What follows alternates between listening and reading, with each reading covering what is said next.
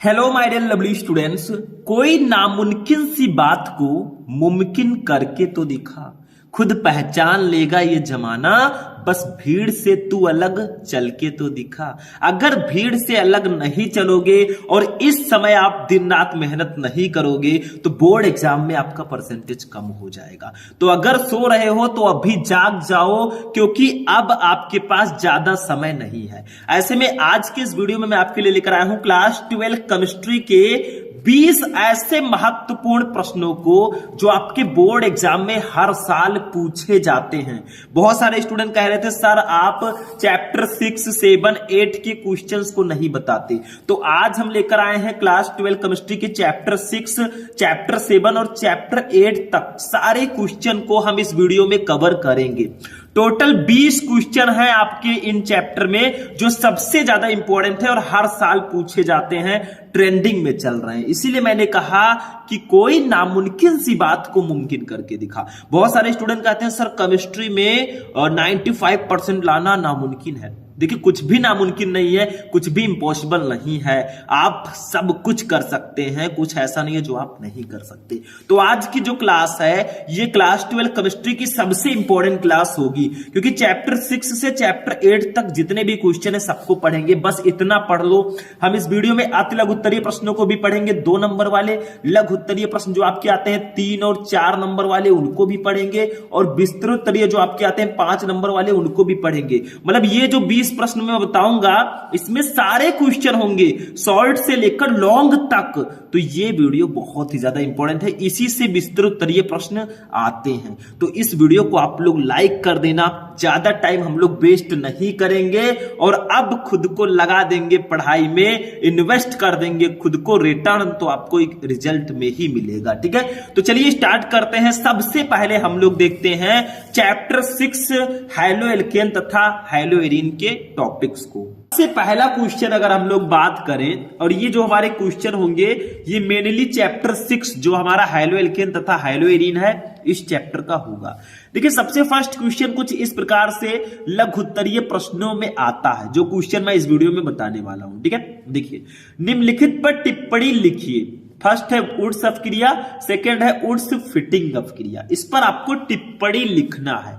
मैं आपको इस वीडियो में हैलो एल्केन और हैलो एरीन के बहुत ही इंपॉर्टेंट क्वेश्चन आंसर को बताने वाला हूं। ठीक है, तो देखिए सबसे पहले हम वुड्स अपक्रिया को पढ़ेंगे, फिर वुड्स फिटिंग अपक्रिया को पढ़ेंगे। ये 3 नंबर या 5 नंबर वाले क्वेश्चन में भी ये पूछे जाते हैं। देखिए सबसे पहले पढ़ते हैं वुड्स अपक्रिया क्या होती है, व्हाट इज वुड्स रिएक्शन। देखिए एल्किल हैलाइड की सोडियम धातु से क्रिया शुष्क ईथर की उपस्थिति में कराने पर एल्केन बनती है, इसी को हम वुड्स अपक्रिया कहते हैं। यानी कि जब आप एल्किल हैलाइड की सोडियम धातु से क्रिया शुष्क ईथर की उपस्थिति में कराएंगे तो एल्केन बनेगा। अब एल्किल हैलाइड क्या है, देखिए RX जो आपका होता है ये एल्किल हैलाइड होता है, जहां पे R है एल्किल, X आपका है हैलाइड। ठीक है, इतना आपको ध्यान में रखना है। अब देखिए R की जगह पर आपका R एल्किल है तो इसके जगह पर मेथिल भी हो सकता है, CH3, C2H5 भी हो सकता है। ठीक है, तो ये ध्यान रखिएगा, मतलब मेथिल भी हो सकता है, एथिल भी हो सकता है। हैलाइड का मतलब जो X हाइड्रोजन ग्रुप वाले होते हैं, फ्लोरीन, क्लोरीन, ब्रोमीन, आयोडीन, ये सब हैलोजन होते हैं तो हैलाइड हो गए। ठीक है, तो एल्किल हैलाइड की सोडियम धातु से क्रिया, किससे क्रिया करानी है आपकी, सोडियम धातु से करानी है, यानी कि Na से करानी है। किसकी उपस्थिति में करानी है, देखिए आपको शुष्क ईथर की उपस्थिति में करानी है, तो ऊपर हम लोग लिख देंगे शुष्क ईथर। ठीक है, इसी रिएक्शन को ही हम वुड्स अपक्रिया कहते हैं, अभी देखना ध्यान से। ठीक है, तो जब हम एल्किल हैलाइड की अपक्रिया सोडियम धातु से कराते हैं तो एल्केन बनता है, यानी कि हमारा RR बनेगा। जब 2 एल्किल ग्रुप मिलेंगे तो एल्केन बनता है। ठीक है, अभी मैं बताऊंगा आगे, ये तो अभी केमिकल लैंग्वेज है, अभी मैं अपनी तरीके से बताऊंगा। ठीक है, तो एल्किल हैलाइड की हमने अपक्रिया सोडियम धातु से कराई तो क्या बना, एल्केन बना। लेकिन आप लोग कहेंगे सर इधर एक ही आर है, इधर 2 है, तो इसके आगे 2 लगा दो, ये 2R ये भी हो गया, ठीक है। और प्लस आपका क्या बनेगा, Na आपका हो गया, और X जो हाइड्रोजन है वो Na से जुड़ जाएगा, NaX। अब आप कहेंगे सर जी यहां पे आपका X 2 है, इधर एक ही है, तो यहां पे भी 2 लगा दो। अब कहेंगे आप कि Na जो है इधर 2 है, इधर 1 है, तो यहां पे भी 2 लगा दो। अब ये रिएक्शन बैलेंस है। तो जब हम एल्किल हैलाइड की अभिक्रिया सोडियम धातु से कराते हैं तो हमारा एल्केन बनता है, ये है एल्केन, ठीक है, बनता है, और सोडियम हाइलाइड बाहर निकल जाता है। अब आप लोग कहेंगे सर जी एक ट्रायल दीजिए। देखिए हम एल्किल के जगह पर मेथिल ले लेते हैं, जैसे एल्किल के जगह पर हम क्या रख लेंगे, मेथिल, तो CH3 ले लिया हमने। हाइड्रोजन में आप लोग किसी को ले लीजिए, जैसे आयोडीन को ले लीजिए या Br को ले लीजिए, तो हमने आयोडीन को ले लिया, ठीक है। तो एल्किल हैलाइड की अभिक्रिया हमने करा दी।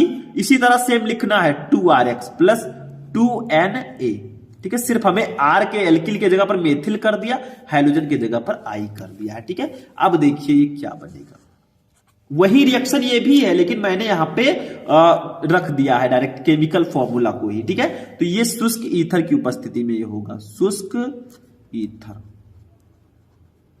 ठीक है। तो शुष्क ईथर की उपस्थिति में देखिए यहां पे R बना था, तो R के जगह पर हमने CH3 रखा है, तो यहां पे हो जाएगा CH3 और CH3। R के जगह पर CH3 रखा तो R है, तो CH3 हो गया, प्लस 2Na, है आपका, X के जगह पर हमने रखा है I को, तो I हमने लिख दिया। सेम रिएक्शन है, सिर्फ मैंने यहां पे कंपाउंड का नाम लिख रखा है। यही होती है वुड्स अभिक्रिया। जब हम एल्किल हैलाइड की अभिक्रिया सोडियम धातु से शुष्क ईथर की उपस्थिति में कराते हैं तो एल्केन बनता है, इसका नाम होगा एथेन, ठीक है। क्या होगा इसका नाम, एथेन। तो इसी को ही हम वुड्स अभिक्रिया कहते हैं। तो एल्किल हैलाइड की सोडियम धातु से क्रिया शुष्क ईथर की उपस्थिति में कराने पर एल्केन बनती है, इसी को ही हम वुड्स अभिक्रिया कहते हैं। तो हमने एल्किल हैलाइड लिया, इसकी अभिक्रिया सोडियम धातु से कराई शुष्क ईथर की उपस्थिति में, तो हमारा एल्केन बना, ठीक है। ऐसे ही हमने एल्किल के जगह पर मेथिल रख दिया, हाइड्रोजन के जगह पर I रख दिया, तो एल्किल हैलाइड की अभिक्रिया सोडियम धातु से कराई तो हमारा भैया एथेन बन गया, और ये सोडियम आयोडाइड बाहर निकल गया। इसी को बोलेंगे हम लोग वुड्स अभिक्रिया।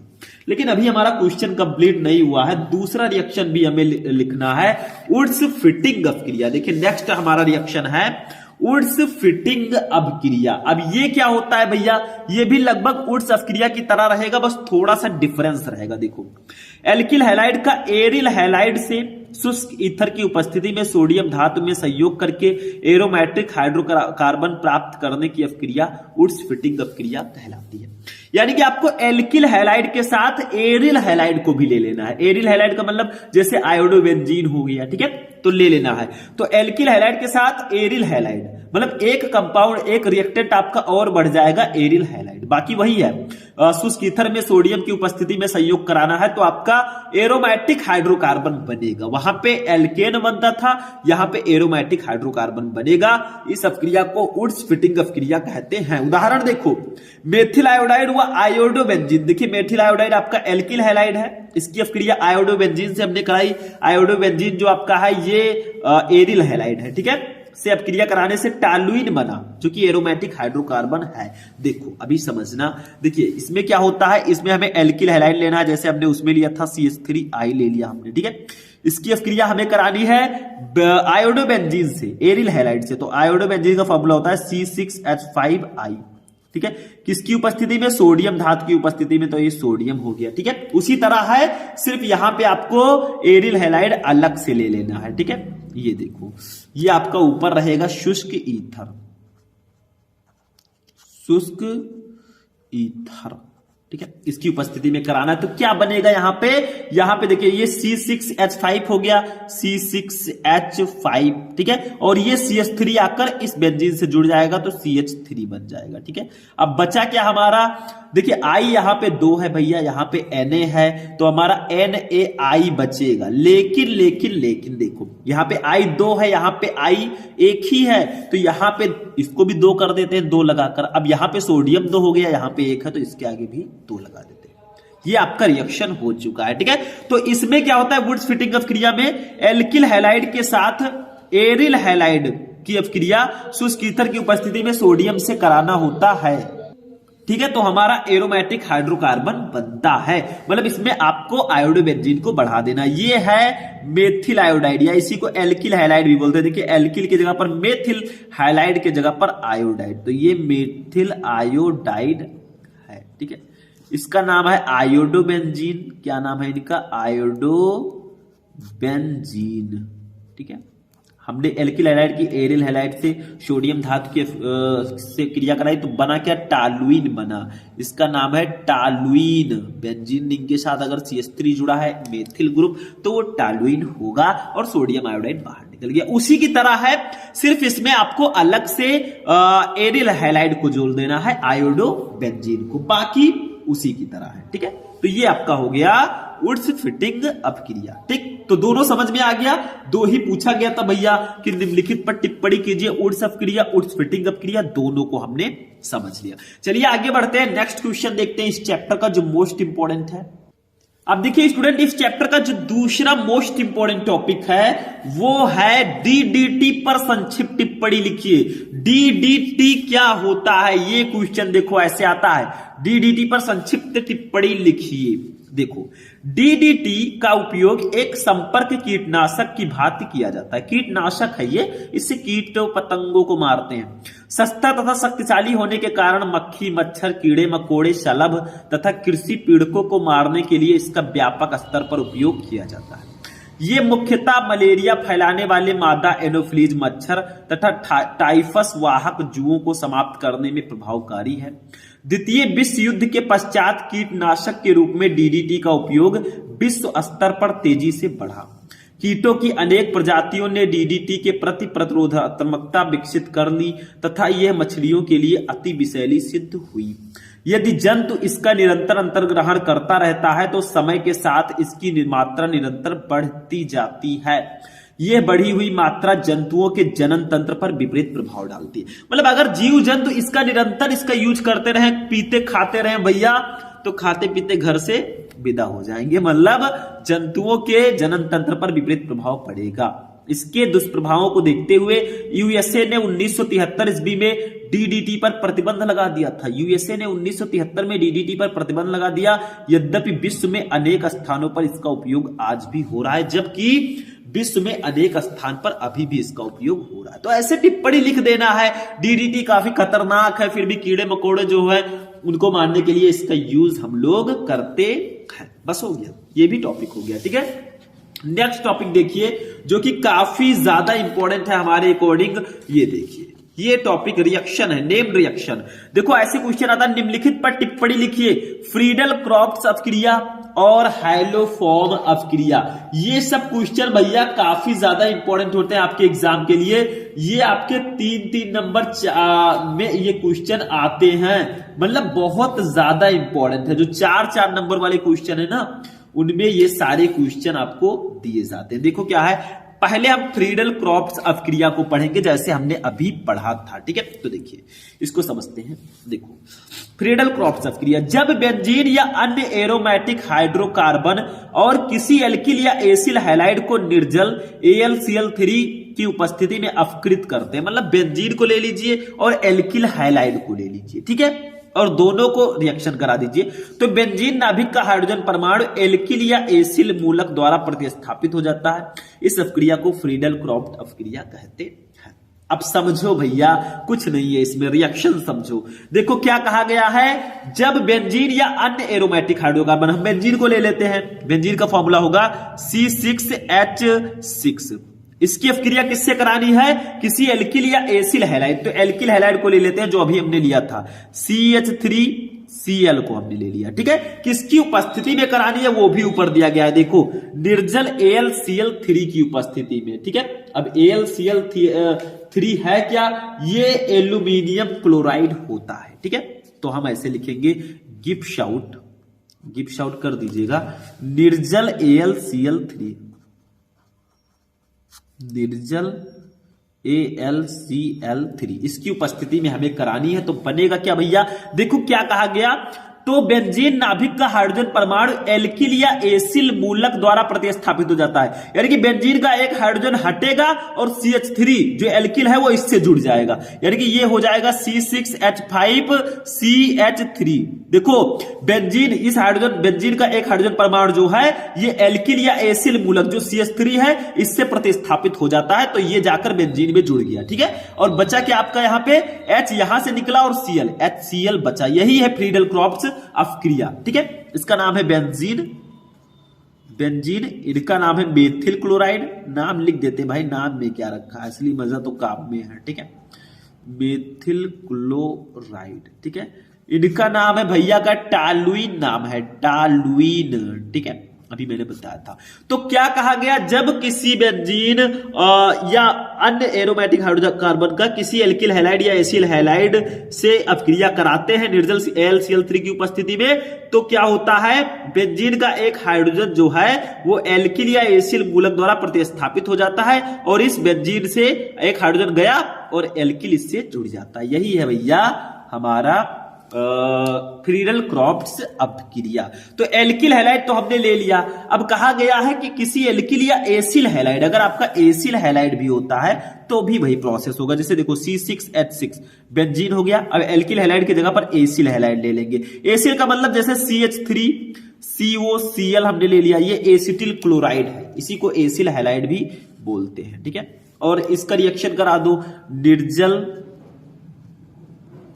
AlCl3 की उपस्थिति में, तो क्या बनेगा, वही सेम प्रोसेस C6H5 और यहां से आपका COCH3 जुड़ जाएगा, इसमें COCH3 बचेगा क्या आपका HCl बचा, बस हो गया। यही वही चीज है सेम, इसका नाम है एसिटिल क्लोराइड, एसिटिल क्लोराइड ऐसे लिख दो भाई, इसमें क्या है, कुछ नहीं है। इनका नाम है एसिटोफिनोन,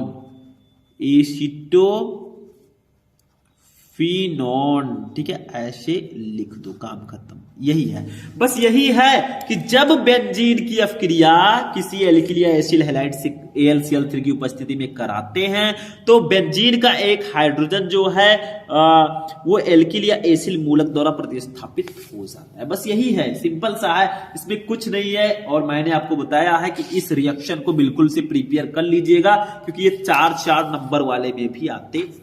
इसी में एक और था हाइलोफॉर्म अपक्रिया, हमें 2 पर टिप्पणी करना था। एक हाइलोफॉर्म था, देखो क्वेश्चन को समझो, ये हाइलोफॉर्म अपक्रिया।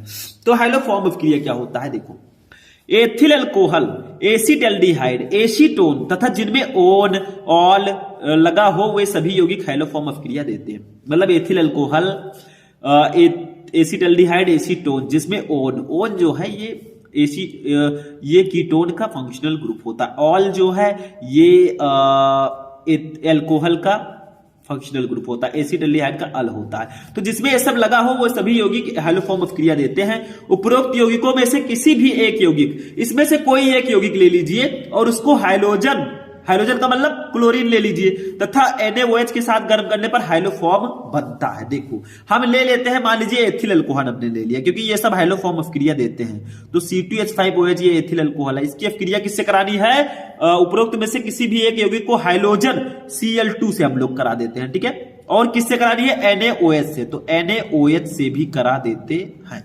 इनका रिएक्शन तो बनेगा क्या, देखो ये ध्यान से समझना क्योंकि इंपॉर्टेंट है। देखो यहां पे हाइलोफॉर्म बनता है, हाइलोफॉर्म का मतलब यहां से CH ले लीजिए और Cl3 हो गया, CHCl3 हमारा बनेगा। ठीक है, और भी बनेगा, उसको भी मैं लिख देता हूं, NaCl भी बनेगा, और बनेगा आपका HCOONa बनेगा, सोडियम फॉर्मेट, और जल बनेगा। लेकिन भैया रिएक्शन बैलेंस करना होगा। देखो इधर कार्बन कितने हैं, 2 है, इधर कितना है, 1 है, 1 2 है, भैया कार्बन तो है सही। ठीक है, हाइड्रोजन कितने, 5, 1 6 है, 1 7 है, इधर कितना है, 1 और 1 2 2 4 ही है। ठीक है, तो इसको कैसे बैलेंस करेंगे मैं डायरेक्टली बता देता हूं। देखो यहां पे आगे क्लोरीन कितना है, यहाँ पे 3 और 1 4 है। ठीक है, और यहाँ पे सिर्फ 2 है, तो इसके आगे 4 आप लोग लगा देंगे। ठीक है, ऐसे 4 लगा देना, इसके आगे 6 लगा देना, भाई ये मैं डायरेक्टली बोल दे रहा हूं। इसके आगे 5 लगा देना, इसके आगे भी 5 लगा देना। अब ये रिएक्शन बैलेंस हो गया। अब देखिए कार्बन कितने हैं? 2 हैं। इधर कार्बन 1 और 1 2 है। हाइड्रोजन कितना है? 5, 1 6 और 6 12 है। इधर कितना है? 1 1 2 और 5 का 2 से गुणा कर 10, 10 2 12 हो गए। ठीक है। क्लोरीन कितना है? 4 का 2 से गुणा 8 है। इधर कितना है? 5 और 3 8 है। बैलेंस है। ठीक है। ऑक्सीजन कितना है? 1 और 6 1 7 है। इधर कितना है? 5 और 2 7 है। ठीक है। बस हो गया। सोडियम कितना है? 6 है। इधर भी 5 और 1 6 है सोडियम। बाकी सब बैलेंस है। अब ये रिएक्शन हो चुका है। यही है हाइलोफॉर्म अभिक्रिया, यानी कि जब आप एल्कोहल को लेंगे उसकी अभिक्रिया हाइड्रोजन से और सोडियम हाइड्रोक्साइड से कराएंगे तो हाइलोफॉर्म बनेगा। यही मेन प्रोडक्ट है हमारा क्लोरोफॉर्म। क्लोरोफॉर्म भैया को जानते होंगे, सब्जी उब्जी में पढ़ते हैं। NaCl नमक, सोडियम क्लोराइड, इनका नाम है एथिल एल्कोहल। Ethyl alcohol. ठीक है। ये सोडियम हाइड्रोक्साइड लिख देना, इनका नाम है सोडियम फॉर्मेट। यही है भैया हाइलोफॉर्म अभिक्रिया। कुछ खास मंत्र वंत्र नहीं पढ़ना है। ठीक है। आपको डायरेक्टली लिखना होता है, कुछ खास नहीं है इसमें। No tension without tension. ठीक है। तो जब एथिल अल्कोहल की अभिक्रिया हमने हाइड्रोजन से सोडियम हाइड्रोक्साइड से कराया तो क्लोरोफॉर्म बना और सोडियम फॉर्मेट बना। यही है हाइलोफॉर्म अभिक्रिया, यानी कि एथिल अल्कोहल, एसिटाल्डिहाइड, एसीटोन तथा जिसमें ON2 एवं ऑल2 लगा हो वे सभी यौगिक हाइलोफॉर्म अभिक्रिया देते हैं। बस हो गया।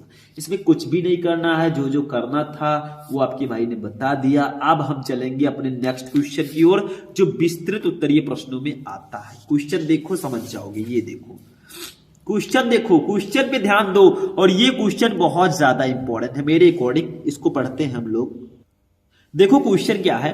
प्रयोगशाला में क्लोरोबेंजीन बनाने की विधि का रासायनिक समीकरण तथा निम्न के साथ इसकी रासायनिक अभिक्रिया लिखिए। कई प्रकार से क्वेश्चन आता है। फर्स्ट है Cu2O की उपस्थिति में NH3 से, यानी कि क्लोरोबेंजीन की अभिक्रिया Cu2O की उपस्थिति में NH3 से कराना, ये रासायनिक गुण है उसका। और दूसरा AlCl3 की उपस्थिति में CH3Cl से, ठीक है, आपको कराना है। तो देखो प्रयोगशाला विधि पहले समझते हैं, आखिर प्रयोगशाला में इसको बनाया कैसे जाता है। फॉर्मूला क्या होगा इसका बताइए। हमारे क्लोरोबेंजीन का फॉर्मूला क्या होगा, ये देखो C6H5Cl, ये फॉर्मूला होता है। या आप लोग लिख सकते हैं देखो इस तरह से भी, अगर स्ट्रक्चरल फॉर्मूला देखा जाए तो ये हो गया और ऊपर Cl लगा दीजिए, Cl, ये भी क्लोरोबेंजीन है। ठीक है, बस हो गया, यही लिखना है।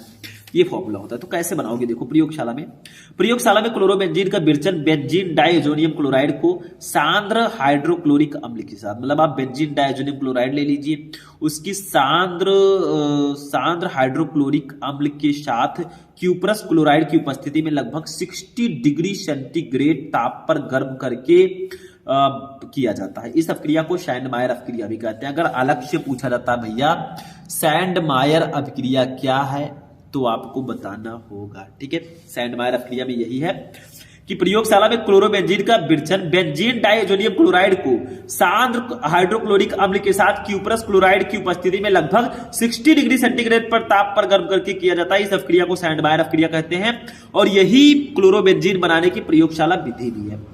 अभिक्रिया में प्रयुक्त डाइएजोनियम लवण एनिलीन की 0 डिग्री सेल्सियस से 5 डिग्री सेल्सियस पर सोडियम नाइट्राइड तथा तनु HCl डाइएजोटीकरण अभिक्रिया द्वारा प्राप्त किया जाता है। मतलब देखिए मैंने आपको कह दिया कि बेंजीन डाइएजोनियम क्लोराइड की अभिक्रिया हाइड्रोक्लोरिक अम्ल से करा दो, बन जाएगा क्लोरोबेंजीन। लेकिन बेंजीन डाइएजोनियम क्लोराइड कैसे बना उसको भी जान लेते हैं। पहले हम बनाएंगे बेंजीन डाइएजोनियम क्लोराइड, उसके बाद में हम अपना मेन प्रोडक्ट बनाएंगे क्लोरोबेंजीन। ठीक है, बेंजीन डाइएजोनियम क्लोराइड से। तो देखो यहां पे हम इसको कैसे बनाएंगे। अभिक्रिया में प्रयुक्त डाइएजोनियम लवण एनिलीन का फॉर्मूला होता है C6H5NH2, ये एनिलीन है। एनिलीन की अभिक्रिया आपको करा देनी है किससे, सोडियम नाइट्राइड से, NaNO2 से। ठीक है, और किसकी उपस्थिति में करानी है, HCl। ठीक है, इसकी उपस्थिति में आपको करानी है। ये हो गया। ठीक है, ऊपर आप टेम्परेचर ले लीजिए, जैसे आप 0 से 5 डिग्री सेंटीग्रेड ले लीजिए। ठीक है, तो आपका बनेगा बेंजीन डाइएजोनियम क्लोराइड, यानी कि C6H5। ठीक है, यहां से N ले लीजिए, यहां से N ले लीजिए, N2 हो गया और Cl हो गया। यही है बेंजीन डाइएजोनियम क्लोराइड। पहले हम इसको बनाएंगे, उसके बाद इससे हम लोग क्लोरोबेंजीन को बनाएंगे। ठीक है, तो ये आपका हो गया। बचा क्या उसको भी लिख देते हैं। यहाँ पे Na बचा और Cl बचा, तो NaCl Cl हो गया। लेकिन एक चीज है, देखो इधर Cl 2 हो गए, इधर एक ही है, तो भैया इसके आगे 2 लगा देना, ये ध्यान रखना, ठीक है। और एक प्रोडक्ट और बनेगा हमारा, जल बनेगा। यहाँ पे मैं लिख देता हूं H2O, ये जल है भैया, जल ही जीवन है।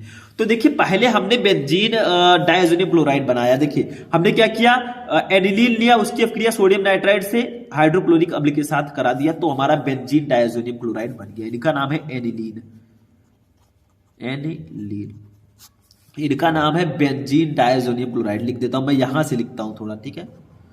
बेंजीन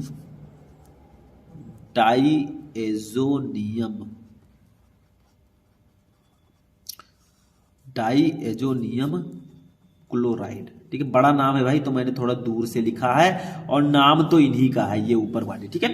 तो यही है, पहले बेंजीन डायजोनियम क्लोराइड हमने बना लिया। अब हम क्या करेंगे, इसी बेंजीन डायजोनियम क्लोराइड से हम लोग बनाएंगे क्या, जो हमें बनाना है, क्लोरोबेंजीन। देखिए प्रयोगशाला में क्लोरोबेंजीन का विरचन बेंजीन डायजोनियम क्लोराइड को सांद्र हाइड्रोक्लोरिक अम्ल के साथ क्यूप्रस क्लोराइड की उपस्थिति में लगभग 60 डिग्री सेंटीग्रेड ताप पर गर्म करके किया जाता है। इस प्रक्रिया को सैंडमायर प्रक्रिया कहते हैं। अभी ये रिएक्शन हमने नहीं देखा है, हमने बेंजीन डायजोनियम क्लोराइड बनाया है। अब हम मेन रिएक्शन देखते हैं, जिससे हमें नाइट्रोबेंजीन बनाना। आप चाहे तो यही रिएक्शन केवल लिख सकते हैं, ठीक है। देखो क्या है कि बेंजीन डायजोनियम क्लोराइड हमने अभी फॉर्मूला पता किया, C6H5। अब हम बना रहे हैं क्लोरोबेंजीन, ठीक है, N2Cl, ये बेंजीन डायजोनियम क्लोराइड है। इसकी अपक्रिया हाइड्रोक्लोरिक अम्ल के साथ HCl के साथ आपको करानी है। किसकी उपस्थिति में करानी है वो भी मैं यहाँ पे बता देता हूं। इसकी अपक्रिया आपको करानी है Cu2Cl2, इसका नाम क्या है, क्यूप्रस क्लोराइड, ठीक है। और लगभग HCl तो आपका है ही 60 डिग्री सेंटीग्रेड पर करानी है। तो हमारा बनेगा यहाँ पे देखो क्लोरोबेंजीन बनेगा, यानी कि C6H5Cl बन जाएगा। कैसे, C6H5 है, यहां से Cl ले लो, बाकी N2 और HCl बाहर निकल जाएंगे, प्लस HCl, ये देखो HCl है, और प्लस ये वाला N2 बाहर निकल गया भैया, N2 गैस है, तो ऐसे कर देंगे, ठीक है। ये आपका मेन रिएक्शन है क्लोरोबेंजीन बनाने की प्रयोगशाला विधि। इनका नाम है बेंजीन डायजोनियम क्लोराइड, अभी मैंने लिखा था बेंजीन डाइएजोनियम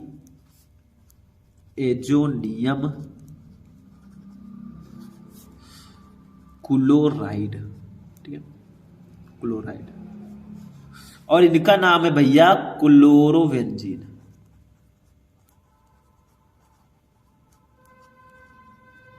क्लोरोबेंजीन, ठीक है। तो यही हमें बनाना था, मतलब बेंजीन डायजोनियम क्लोराइड की अपक्रिया HCl से क्यूप्रस क्लोराइड की उपस्थिति में करा दो, क्लोरोबेंजीन बन गया। यही क्लोरोबेंजीन बनाने की प्रयोगशाला विधि है, ठीक है। और भी कुछ विधियां हैं बनाने की, वो भी मैं आपको बताऊंगा, ऐसा नहीं है कि नहीं बताऊंगा, क्योंकि देखो ये प्रयोगशाला विधि है, ऊपर और भी सारी चीजें मैं आपको बताऊंगा। कुछ चीजों से और हम इसको क्रिएट कर सकते हैं। देखो ध्यान से समझिएगा, यहां पे ये फिनॉल से अब हम लोग बनाएंगे, थोड़ा सा समझ लीजिए, फिनॉल से भी बनाना जान जाइए। फिनॉल का फॉर्मूला तो सबको पता ही है, ठीक है।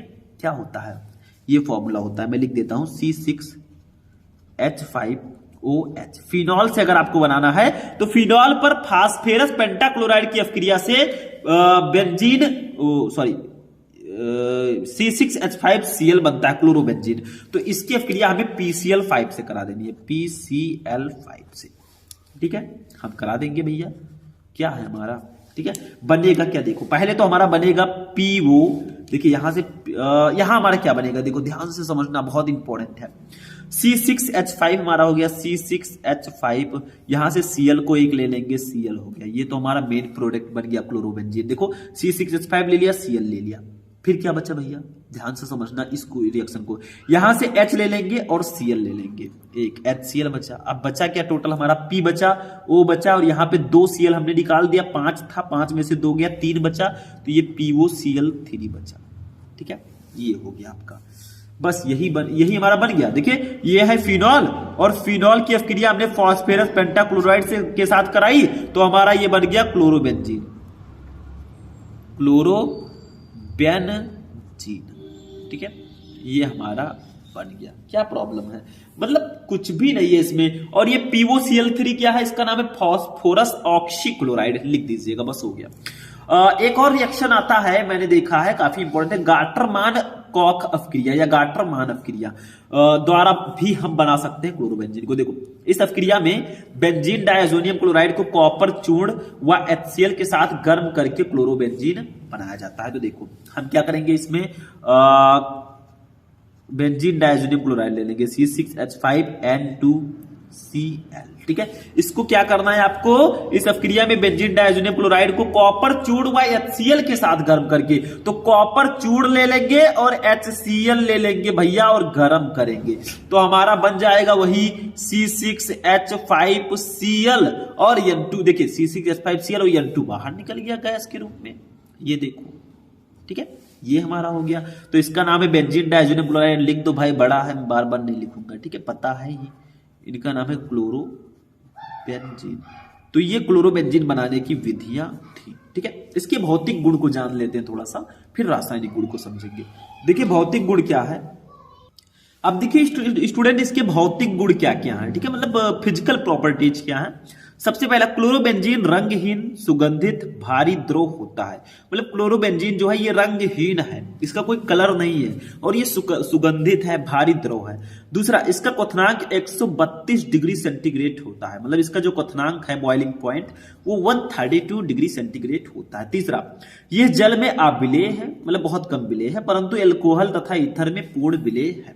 मतलब जल में तो अविलेय है लेकिन ईथर में और एल्कोहल में पूर्ण विलेय है, ठीक है। दूसरा, अब देखिए रासायनिक गुण पे आते हैं, क्योंकि इसमें रासायनिक गुण भी पूछा गया था। देखो इसमें दो चीजें पूछी गई थी, Cu2O की उपस्थिति में NH3 से अभिक्रिया, तो यहां पे अब हम लोग उसको करेंगे, ठीक है। फर्स्ट वाला तो रासायनिक गुण फर्स्ट लिख दीजिएगा, Cu2O की उपस्थिति में NH3 से, देखो अमोनिया से अभिक्रिया। क्लोरोबेंजीन को अमोनिया के जलीय विलयन के साथ क्यूप्रस ऑक्साइड की उपस्थिति में उच्च दाब पर 200 डिग्री सेंटीग्रेड ताप पर गर्म करने पर इसका क्लोरीन परमाणु NH2 समूह द्वारा प्रतिस्थापित होकर एनिलीन बनाता है। यानी कि देखो क्या है भैया, हम लोग क्लोरोबेंजीन लेंगे C6H5Cl, इसकी अपक्रिया हम लोग करा देंगे अमोनिया से। लो भैया हमने करा दिया, ठीक है। किसकी उपस्थिति में कराना है, देखो यहां पे क्यूप्रस ऑक्साइड, इसका फॉर्मूला होता है Cu2O। क्या होता है, Cu2O। उच्च दाब पर आपको कराना है, जो प्रेशर है वो उच्च होना चाहिए और टेम्परेचर 200 डिग्री सेंटीग्रेड होना चाहिए, ठीक है। देखो लिखा है 200 डिग्री सेंटीग्रेड, तो हमारा बनेगा यहां पे एनिलीन C6H5NH2 बन जाएगा, ठीक है। देखो C6H5 यहां से NH2 ले लेंगे, यहां से NH2 ले लिया, एक H बचा और Cl मिलकर HCl बना देंगे, ठीक है। इनका नाम है एनिलीन, एनिलीन, ठीक है, लिख दो ऐसे ऐसे, और इनका नाम है क्लोरोबेंजीन। तो रासायनिक गुण में बताना होता है कि क्लोरोबेंजीन जो है वो किससे अपक्रिया करता है, क्या बनेगा। तो अमोनिया से जब वो अपक्रिया करेगा तो क्लोरोबेंजीन को अमोनिया के जलीय विलयन के साथ क्यूप्रस ऑक्साइड की उपस्थिति में उच्च दाब पर 200 डिग्री सेंटीग्रेड ताप पर गर्म करने पर इसका क्लोरीन परमाणु NH2 समूह द्वारा प्रतिस्थापित होकर एनिलीन बनाता है। तो जो क्लोरोबेंजीन है इसकी अपक्रिया अमोनिया से हमने कराया Cu2O की उपस्थिति में उच्च दाब पर, तो एनिलीन बना और HCl बाहर निकला। इसी को हम लोग अमोनिया से रिएक्शन कहेंगे। दूसरा था आपका कि AlCl3 की उपस्थिति में CHCl3 से अपक्रिया आपको करानी है, मतलब AlCl3 की उपस्थिति में आपको रिएक्शन कराना है CH3Cl से। तो ये आपको कैसे कराना है, जैसे देखो थोड़ा सा ध्यान दीजिएगा, वही रिएक्शन जो मैंने पहले बताया था। तो यहां पे ये आपका दूसरा रिएक्शन होगा, ठीक है। इसको आप खुद से कीजिएगा, देखते हैं कितने स्टूडेंट करते हैं, मतलब थोड़ा प्रैक्टिस कीजिए कि अगर हम AlCl3 की उपस्थिति में CH3Cl से अगर हम अपक्रिया कराएं क्लोरोबेंजीन की तो क्या बनेगा, ठीक है। ट्राई। अब देखिए उपयोग क्या है इसके, थोड़ा जान लेते हैं क्लोरोबेंजीन के। फर्स्ट है, विभिन्न एरोमेटिक यौगिकों के निर्माण में हम इसका यूज करते हैं, एरोमेटिक यौगिक के निर्माण में हम इसका यूज करते हैं। दूसरा है, कीटनाशक पदार्थ DDT के निर्माण भी इसका यूज करते हैं। और तीसरा, फफूंदीनाशक डाई एजो रंजकों आदि के निर्माण में भी हम इसका यूज करते हैं, मतलब कई जगह इसका यूज है और काफी ज्यादा इंपॉर्टेंट है, ठीक है। पहला क्वेश्चन देखिए कुछ इस प्रकार से पूछा जाता है आपके एग्जाम में, विलियमसन संश्लेषण अभिक्रिया पर टिप्पणी कीजिए। भैया 3 नंबर में आता है, ध्यान दीजिएगा। ठीक है। विलियमसन संश्लेषण अपक्रिया होता क्या है, इस पर आपको टिप्पणी करना है। ये नेम्ड रिएक्शन है। वैसे मैंने एक नेम्ड रिएक्शन का पार्टिकुलर वीडियो बना रखा है, आप लोग सर्च करेंगे class 12 chemistry important reaction Shubham lecturer, तो आपको वीडियो मिल जाएगा। ठीक है, टेंशन मत लो, सारे नेम्ड रिएक्शन मैंने एक ही वीडियो में कराए हैं। लेकिन आज हम विलियमसन संश्लेषण अपक्रिया को पहले पढ़ेंगे। अभी ये ट्रेलर है, पिक्चर अभी बाकी है। देखो विलियमसन संश्लेषण अपक्रिया क्या होती है, यहां पे ध्यान से समझना। विलियमसन संश्लेषण अपक्रिया, किसी धातु एल्कोक्साइड को किसी एल्किल हैलाइड के साथ गर्म करने पर ईथर प्राप्त करना विलियमसन संश्लेषण अपक्रिया कहलाती है। देखिए ये क्वेश्चन एल्कोहल, फिनॉल एवं ईथर चैप्टर से है। That's a most important question. मतलब किसी धातु एल्कोक्साइड को किसी एल्किल हैलाइड के साथ गर्म करने पर ईथर प्राप्त करना ही विलियमसन संश्लेषण अपक्रिया कहलाता है। मतलब कोई धातु एल्कोक्साइड ले लीजिए, उसकी अपक्रिया एल्किल हैलाइड से करा दीजिए तो आपका ईथर बनेगा। मतलब ये ईथर बनाने की एक विधि है। उदाहरण देखो, जैसे धातु एल्कोक्साइड की जगह पर हम सोडियम एथोक्साइड ले लेते हैं। धातु का मतलब सोडियम, एल्कोक्साइड का मतलब एथोक्साइड। ठीक है, तो हम सोडियम एथोक्साइड को एथिल आयोडाइड के साथ गर्म करेंगे। एथिल आयोडाइड जो है ये एल्किल हैलाइड है। ठीक है, इसके साथ गर्म करेंगे तो डाई एथिल ईथर बनेगा। यही विलियमसन संश्लेषण अपक्रिया। जैसे देखो सोडियम एथोक्साइड का फॉर्मूला होता है C2H5ONa, इसका नाम है भैया सोडियम एथोक्साइड। इसकी अपक्रिया किसी एल्किल हैलाइड से करा दीजिए, जैसे हम एथिल आयोडाइड से करा देते हैं। ये भी एल्किल हैलाइड है। ठीक है, C2H5I से हमने करा दिया। ठीक है, आइए अब देखिए क्या बनेगा, डाई एथिल ईथर बनेगा। डाई एथिल ईथर बनाने की ये विधि भी है। इसको गर्म करेंगे भैया, हीट करेंगे तो देखो ये C2H5O। ठीक है, देखो C2H5O हमने ले लिया इस फर्स्ट वाले कंपाउंड से, और ये NaI से जुड़ जाएगा और ये C2H5O के साथ, यानी कि यहां पे जुड़ जाएगा C2H5। ये बन गया डाई एथिल ईथर। बचा क्या, Na और I बचा, तो NaI को भैया हम ऐसे लिख देंगे। ठीक है, ये हमारा बन गया। तो यही है, जब किसी धातु सोडियम एथोक्साइड को एथिल आयोडाइड के साथ गर्म करते हैं तो डाई एथिल ईथर बनता है। इसी को विलियमसन संश्लेषण अपक्रिया कहते हैं। इनका नाम है sodium ethoxide. Sodium ethoxide, ethoxide. ठीक है, इनका नाम है एथिल आयोडाइड। एथिल 2 कार्बन है भैया, तो एथिल होगा एथिल आयोडाइड,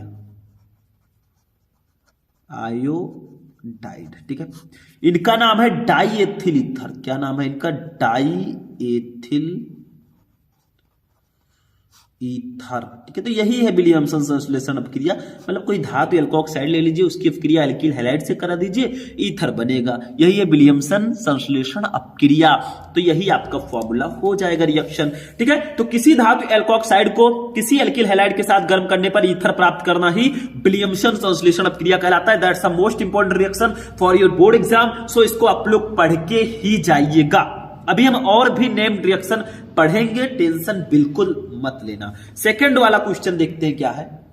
अब देखिए स्टूडेंट, जो हमारा नेक्स्ट रिएक्शन है ये बहुत ही ज्यादा इंपॉर्टेंट है। जाकर देख लो प्रीवियस ईयर पेपर, ये क्वेश्चन बार बार रिपीट होते हैं। देखो क्या है, ल्यूकास परीक्षण क्या है, व्हाट इज ल्यूकास टेस्ट। इसका प्रयोग किस प्रकार के यौगिकों को पहचानने में किया जाता है। ल्यूकास परीक्षण क्या है और इसका यूज हम किस प्रकार के यौगिकों को पहचानने में करते हैं। तो ल्यूकास परीक्षण का हम यूज प्राथमिक, द्वितीयक एवं तृतीयक एल्कोहल को पहचानने में करते हैं कि what is primary alcohol, secondary alcohol and tertiary alcohol. आखिर इसमें डिफरेंस क्या है। देखो ल्यूकास परीक्षण यह प्राथमिक, द्वितीयक तथा तृतीयक एल्कोहलों में विभेद करने की अत्यंत सरल विधि है। विभेद का मतलब अंतर करने की अत्यंत सरल विधि है। यह भिन्न भिन्न एल्कोहलों की ल्यूकास अभिकर्मक, ल्यूकास अभिकर्मक क्या होता है, सांद्र HCl प्लस निर्जल ZnCl2, इसी के घोल को हम ल्यूकास अभिकर्मक कहते हैं। ध्यान रखिएगा, ल्यूकास अभिकर्मक क्या है, सांद्र HCl प्लस निर्जल ZnCl2। इसको कैसे याद करेंगे, देखो ल्यूकास, ल्यूकास के लास्ट में सा है और सांद्र के पहले सा है, तो समझ लीजिए सांद्र HCl रहेगा भैया। ये ट्रिक है, मैंने बनाया है, कैसा लगा।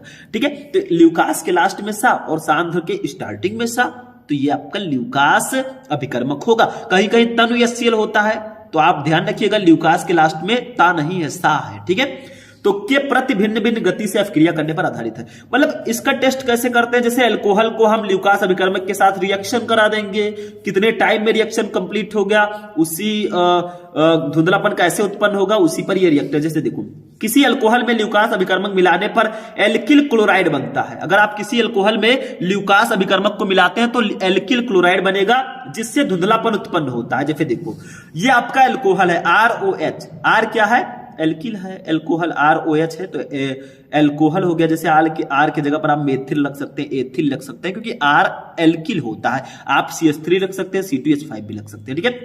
इसकी अभिक्रिया हमें ल्यूकास अभिकर्मक से करानी है, तो सांद्र HCl हमने ले लिया और निर्जल ZnCl2 ले लिया। तो क्या बना, देखो ये R जो है, R और Cl मिलकर RCl बन गया एल्किल क्लोराइड, और H मिलकर H2O बाहर निकल गया। तो देखो जब ये रिएक्शन होता है, जब हम किसी अल्कोहल की अभिक्रिया ल्यूकास अभिकर्मक से कराते हैं तो एल्किल क्लोराइड बनता है, लेकिन यहां पे धुंधलापन उत्पन्न होता है।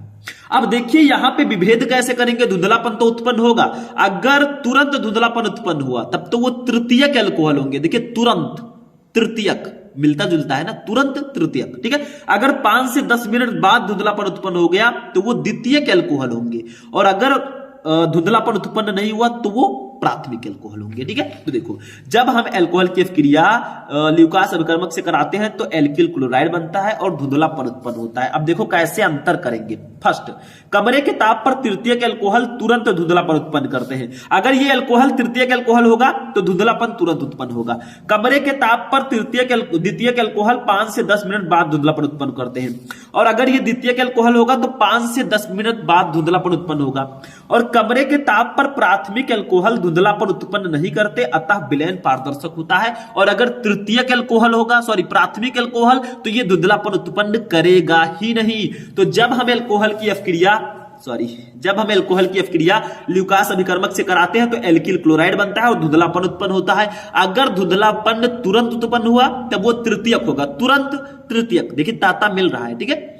अगर 5 से 10 मिनट बाद धुंधलापन उत्पन्न हो गया तो द्वितीयक अल्कोहल होगा। अगर धुंधलापन उत्पन्न नहीं हुआ प्राथमिक अल्कोहल होगा। बस छोटा सा डिफरेंस था, क्या है इसमें, कुछ नहीं। चलिए आगे बढ़ते हैं। अब देखिए स्टूडेंट, नेक्स्ट टॉपिक है राइमर टीमन अभिक्रिया। देखो ऐसे क्वेश्चन आता है, निम्नलिखित पर टिप्पणी लिखिए। फर्स्ट है राइमर टीमन अभिक्रिया, सेकंड है कोल्बे अथवा कोल्बे स्मिथ अभिक्रिया। बहुत इंपॉर्टेंट है, ये 4 नंबर वाले लघु उत्तरीय प्रश्नों में आता है, 3 नंबर वाले में तो आता ही आता है, 3 नंबर से कम में नहीं आता ये। तो इसको आप लोग बिल्कुल से एब्सोल्युटली ध्यान में रखिएगा, बहुत इंपॉर्टेंट है, ठीक है। तो इस पर टिप्पणी करना, दोनों रिएक्शन को पढ़ेंगे। देखो सबसे पहले राइमर टीमन अभिक्रिया को पढ़ते हैं, फर्स्ट वाले। देखो जब फिनॉल में क्लोरोफॉर्म मिलाकर NaOH के साथ 333 केल्विन ताप पर गर्म करते हैं तो सैलिसिलिक एल्डिहाइड बनता है। इस अभिक्रिया को राइमर टीमन अभिक्रिया कहते हैं। मतलब आप ले लीजिए फिनॉल, क्लोरोफॉर्म ले लीजिए और सोडियम हाइड्रोक्साइड ले लीजिए, तीनों को मिलाकर 333 केल्विन ताप पर गर्म कर दीजिए तो सैलिसल्डिहाइड बनेगा। बस इसी को राइमर टीमन अभिक्रिया कहते हैं। तो हम लेते हैं भाई, सबसे पहले हम लेंगे फिनॉल। देखिए फिनॉल का स्ट्रक्चरल फॉर्मूला कुछ इस प्रकार से होता है, ध्यान में रखिएगा थोड़ा सा। ये ऊपर OH लगा तो ये भैया फिनॉल है। इसकी अभिक्रिया किससे करनी है, क्लोरोफॉर्म से करनी है। क्लोरोफॉर्म, देखो ये क्लोरोफॉर्म लिखा है, इसका फॉर्मूला होता है CHCl3, ये क्लोरोफॉर्म है या ट्राइक्लोरोमेथेन बोल सकते हैं। इसकी अभिक्रिया किससे करानी है, NaOH से करानी है, सोडियम हाइड्रोक्साइड NaOH से इसका रिएक्शन कराएंगे भैया, ठीक है। टेम्परेचर भी हमें दिया गया है, टेम्परेचर, ठीक है, 333 केल्विन, और गर्म करना है, ये गर्म कर दिया हमने, ठीक है। देखो बनेगा क्या, ध्यान से समझना, थोड़ा सा यहाँ पे समझने वाली बातें हैं, थोड़ा सा समझ लीजिए, ठीक है। देखो ऐसे बेंजीन देंगे, आपका बन गया। ऊपर तो OH हमारा रहेगा ही, जो ये OH है ये ऊपर रहेगा, ठीक है। यहाँ पे एक चीज और जुड़ जाएगा, यहाँ से CH और O मिलकर ये CHO बना लेंगे, ठीक है। अब इसका नाम हो जाएगा सैलिसल्डिहाइड। क्यों, क्योंकि इसमें CHO ग्रुप जुड़ गया एल्डिहाइड वाला। और क्या बनेगा, यहाँ पे Na और Cl मिलकर NaCl बना लेंगे। क्या बना लेंगे, NaCl। और यहाँ पे बन जाएगा जल H2O, ठीक है। लेकिन रिएक्शन बैलेंस करना होगा। देखो Na कितना है, 1 है, इधर भी 1 है, यहाँ पे Cl कितना, 3 है, यहाँ पे 1 ही है, तो इसके आगे हम 3 लगा देंगे, ऐसे लगा दिया। अब आप कहेंगे सर जी Na अब 3 हो गया, Na यहाँ पे तीन नहीं है, एक ही है। देखो Cl 3 था, इधर Cl एक ही था, तो मैंने 3 लगा के Cl को भी 3 कर दिया। लेकिन यहाँ पे सोडियम इधर 3 हो गया, इधर एक ही है, तो इसके आगे भी 3 लगा देंगे। अब देखो क्या होता है। देखो ये तो हमारा फाइनल है। यहां से CHO आया था, CHO जुड़ गया। कार्बन के कितने मॉलिक्यूल हैं हम जोड़ लेते हैं। देखो एक है, इधर भी आपका एक ऐड हो चुका है। एक जब यहां पे CHO जुड़ेगा तो एक हाइड्रोजन बाहर निकलेगा, ठीक है। तो यहां पे अब हम लोग लेते हैं हाइड्रोजन, एक वो, एक 2 और 3 5 हो गया। इधर हाइड्रोजन कितना है, 2 ही है, ठीक है। अब इसको क्या करेंगे, 2 से गुणा कर देंगे, 4 हो गया, ठीक है। और एक इसके साथ जुड़ गया, 5 हो गया काम। तो ये आपका अब ये रिएक्शन बिल्कुल बैलेंस हो चुका है, ठीक है। तो जब हम फिनॉल की अपक्रिया क्लोरोफॉर्म से सोडियम हाइड्रोक्साइड के साथ 333 केल्विन पर कराते हैं तो हमारा सैलिसिल्डिहाइड बनता है। इसी को राइमर टीमर अपक्रिया कहते हैं। इसका नाम है सैलिसिल्डिहाइड, एल्डिहाइड, ठीक है। तो इसी को राइमर टीमर अपक्रिया कहेंगे। इसका नाम है फिनॉल, ठीक है। इनका नाम है क्लोरोफॉर्म। क्लोरोफॉर्म भाई को तो जानते होंगे, बगल में बड़े भाई NaOH जो है सोडियम हाइड्रोक्साइड है। तो ऊपर था कि जब फिनॉल में क्लोरोफॉर्म मिलाकर NaOH के साथ 333 केल्विन ताप पर गर्म कर दे तो सैलिसिल एल्डिहाइड बनता है। इस अपक्रिया को राइमर टीमर अपक्रिया कहते हैं। तो हमने फिनॉल लिया, क्लोरोफॉर्म से अपक्रिया कराई, सोडियम हाइड्रोक्साइड से कराया, 333 केल्विन ताप पर गर्म किया तो सैलिसिल्डिहाइड बना, सोडियम क्लोराइड बना और जल बना। बस काम खत्म हो गया। यही है भैया राइमर टीमर अपक्रिया, इसको याद रखना। बाकी कोई मेरे पास ऐसा ट्रिक नहीं है कि मैं बता दूंगा आपको बिल्कुल से याद हो जाएगा, ठीक है। मैं कोई पंडित नहीं हूं। नेक्स्ट क्वेश्चन देखते हैं भैया, कोल्बे अपक्रिया या कोल्बे स्मिट अपक्रिया, इसको भी तो हमें पढ़ना है, तो पढ़ लेते हैं। क्या प्रॉब्लम है, देखो इसको समझना होगा थोड़ा सा। देखो फिनॉल को सोडियम हाइड्रोक्साइड के साथ अपक्रिया कराने से बना फिनॉक्साइड आयन। देखो जब आप फिनॉल की सोडियम हाइड्रोक्साइड के साथ अपक्रिया कराओगे, अभी मैं बताऊंगा, समझ में आ जाएगा, तो फिनॉक्साइड आयन बनता है, ठीक है। अब फिनॉल की अपेक्षा इलेक्ट्रॉन रॉगी एरोमेटिक प्रतिस्थापन अपक्रिया के प्रति अधिक क्रियाशील होता है। अतः यह CO2 जैसे दुर्बल इलेक्ट्रॉन रॉगी के साथ इलेक्ट्रॉन रॉगी प्रतिस्थापन अपक्रिया करता है।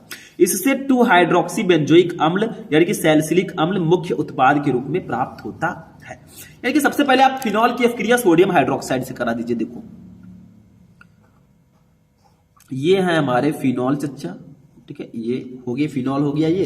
इसकी अपक्रिया हम लोग करा देंगे सोडियम हाइड्रोक्साइड से, किससे, NaOH से। ये लोग करा दिया तो क्या बन जाएगा, मध्यवर्ती हमारा फिनॉक्साइड आयन। देखो ये फिनॉल हो गया, ऊपर देखो O था, O को ऐसे रहने देंगे, यहां से Na भैया वहां चले जाएंगे। देखो Na वहां पे चले गए, ONA हो गया। ये देखो ये O है, Na यहां चले गए, बुला लिए भैया आ जाओ Na भाई, Na चले गए, ये H इनके साथ आ गए तो H मिलकर H2O बाहर निकल गया। इसको तो हम लिखेंगे नहीं भाई, ठीक है, H2O बाहर निकल गया। तो इसका नाम है सोडियम फिनॉक्साइड, यानी कि फिनॉक्साइड आयन है ये, सोडियम फिनेट भी लिख सकते हैं इसको, ठीक है। अब देखिए क्या होगा, अभी रिएक्शन नहीं हुआ है।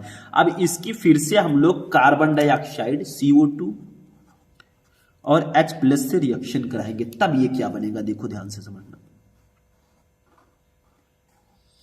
अब ये क्या बनेगा भैया, देखो ध्यान से समझना, बहुत इंपॉर्टेंट है।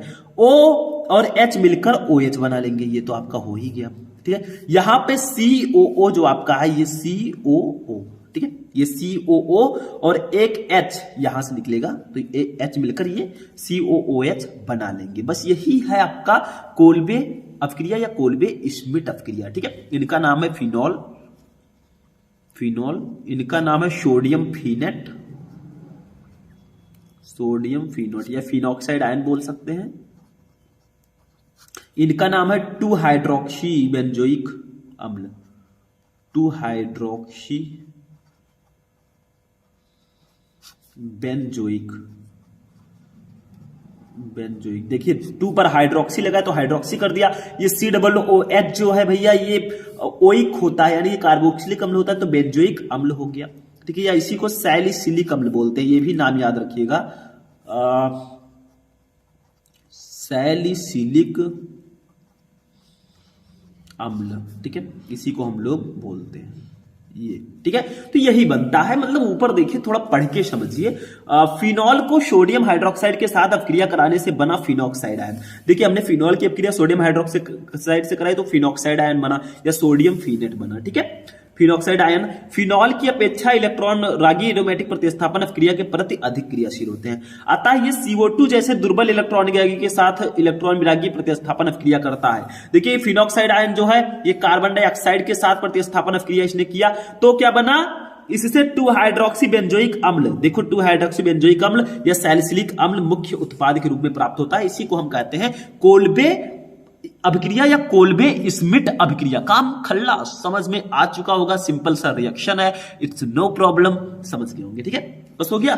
तो ये आपका था कोल्बे या कोल्बे स्मिट अभिक्रिया। चलो नेक्स्ट टॉपिक पे चलते हैं, ध्यान से समझना सबको। ठीक है, अब देखिए नेक्स्ट टॉपिक हमारा है एल्कोहल, फिनॉल तथा ईथर के प्रमुख उपयोग लिखिए। What are the uses of alcohol, phenol and ether. हम एक एक का लिखेंगे। सबसे पहले देखो एल्कोहल के उपयोग, एल्कोहल का यूज हम कहां करते हैं, पढ़ते जा रहा हूं मैं, इसको ध्यान से समझना, वन लाइनर है।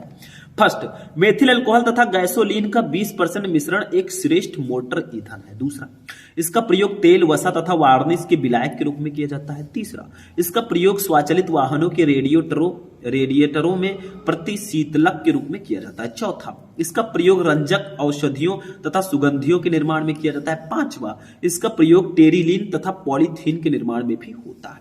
तो ये टॉप 5 यूजेस हैं हमारे एल्कोहल के। देखिए मैं पढ़ते जा रहा हूं, इसमें कुछ खास है नहीं, समझाने वाली चीजें है नहीं, आपको सिर्फ लिख लेना है, समझ लेना है। फिनॉल का यूज कहां होता है भाई, एल्कोहल का तो समझ लिया, फिनॉल का फर्स्ट यूज, इसका प्रयोग पिक्रिक अम्ल विस्फोटक के निर्माण में तथा रेशम व ऊन के रंजन में किया जाता है। दूसरा, इसका प्रयोग साबुन, लोशन तथा आयंटमेंट में एंटीसेप्टिक के रूप में किया जाता है, फिनॉल का यूज। तीसरा, इसका प्रयोग एजोरंजक, फिनोप्थेलीन आदि के निर्माण में किया जाता है। चौथा, इसका प्रयोग बैकेलाइट, प्लास्टिक के निर्माण में किया जाता है। पांचवा, इसका प्रयोग एस्प्रिन, सेलॉल आदि औषधियों के निर्माण में भी होता है। बस हो गया, ये फिनॉल का यूज था। अब हम लोग अपने नेक्स्ट टॉपिक पे आएंगे भैया, वो है ईथर का यूज। देखो फर्स्ट, इनका सर्वाधिक प्रयोग प्रयोगशाला में, उद्योगों में तेल, रेजिन, गोंद आदि के विलायकों के रूप में किया जाता है। दूसरा, ईथर का प्रयोग सामान्य बेहोशी कारक के रूप में भी किया जाता है, किसी को बेहोश करना है भाई पिला दो ईथर, काम खत्म। तीसरा, एल्कोहल तथा ईथर के मिश्रण का प्रयोग पेट्रोल के विकल्प में भी किया जाता है। अगर पेट्रोल नहीं है, एल्कोहल और फिनॉल ईथर मिला दो, एल्कोहल और फिनॉल एल्कोहल और ईथर मिला दो, हो जाएगा काम। चौथा, ईथर का प्रयोग धुआं रहित पाउडर बनाने में करते हैं, इसका प्रयोग सुगंधी उद्योगों में भी किया जाता है। बस हो गया, ठीक है, यही आपको लिखना था, समझ में आ गया, काफी इंपॉर्टेंट है। नेक्स्ट क्वेश्चन देखते हैं, ये भैया विस्तृत उत्तरीय प्रश्नों में आता है, इसको ध्यान से समझना। ये विस्तृत उत्तरीय प्रश्न जो लॉन्ग क्वेश्चन होते हैं उसका ये क्वेश्चन है, प्यार से समझना, ध्यान से समझना, मिस मत करना, ठीक है। देखो निम्नलिखित को समझाइए। फर्स्ट, एल्कोहल का अणुभार बढ़ने पर जल में इसकी विलेयता घटती है, 2 नंबर। दूसरा, पावर एल्कोहल क्या है, उसका उपयोग कहां होता है, 2 नंबर। तीसरा, फिनॉल अम्लीय क्यों होते हैं, 1 नंबर। 5 नंबर के ये आते हैं, तीनों का रीजन बताना है आपको। देखो फर्स्ट है, एल्कोहलों का अणुभार बढ़ने पर जल में इनकी विलेयता घटती है, क्यों। देखो फर्स्ट वाला पहले हम देखेंगे, एल्कोहलों का अणुभार बढ़ने पर जल में इसकी विलेयता घटती है, इसका रीजन मैंने लिखा है, अभी एक एक करके हम तीनों को पढ़ेंगे, ठीक है। देखो क्योंकि एल्किल समूह जल विरोधी होते हैं। देखिए अल्कोहल में जैसे मान लीजिए मेथिल अल्कोहल है CH3OH, ठीक है, ये मेथिल अल्कोहल हो गया। C2H5OH, ये एथिल अल्कोहल हो गया, ठीक है। तो इसमें जो एल्किल समूह होते हैं वो जल विरोधी होते हैं, जल में विलय नहीं होते, तथा जल में आविलेय हैं, बहुत कम विलय हैं। निम्न अल्कोहलों में एल्किल समूह छोटा होता है। देखिए जो ये अल्कोहल है इसमें छोटा एल्किल समूह है, सिर्फ CH3 है, ये थोड़ा बड़ा है C2H5 है। अभी मान लीजिए मैं C3H7 कर दूं OH, ठीक है, तो ये प्रोपिल अल्कोहल हो जाएगा, ठीक है। तो जो छोटे हैं, क्योंकि एल्किल समूह जल विरोधी होते तथा जल में आविलेय हैं, निम्न अल्कोहलों में एल्किल समूह छोटा होता है। देखिए इन सब में एल्किल समूह छोटा है तथा अल्कोहल का OH समूह अणु को जल में विलय बनाने में प्रभावी रहता है। यानी कि जब छोटे हैं तो OH जो है ये जल में विलय बनाने में प्रभावी रहेगा। जैसे जैसे अणुभार बढ़ेगा तो जो एल्किल समूह है वो उसकी संख्या बढ़ती जाएगी। C3H8 है, C4H9 हो जाए, C5H11 हो जाए, तब तो धीरे धीरे बढ़ रही है। जितना एल्किल समूह बढ़ेगा उतनी विलेयता घटेगी, ठीक है।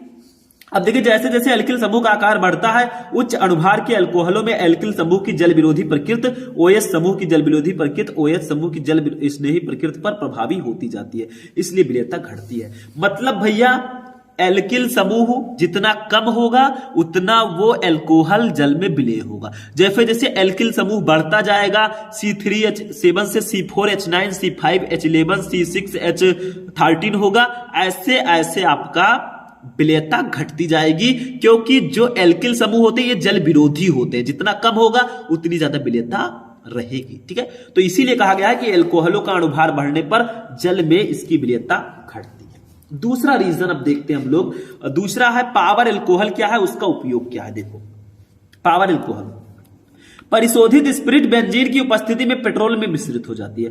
पेट्रोल प्लस औद्योगिक एल्कोहल और बेंजीन का मिश्रण मोटर ईंधन के रूप में प्रयुक्त किया जाता है। यह मिश्रण पावर एल्कोहल कहलाता है। मतलब पेट्रोल ले लो, औद्योगिक एल्कोहल ले लो और बेंजीन ले लो, तीनों को मिश्रण कर दो, वो मोटर ईंधन के रूप में प्रयुक्त होगा और यही मिश्रण पावर एल्कोहल होगा।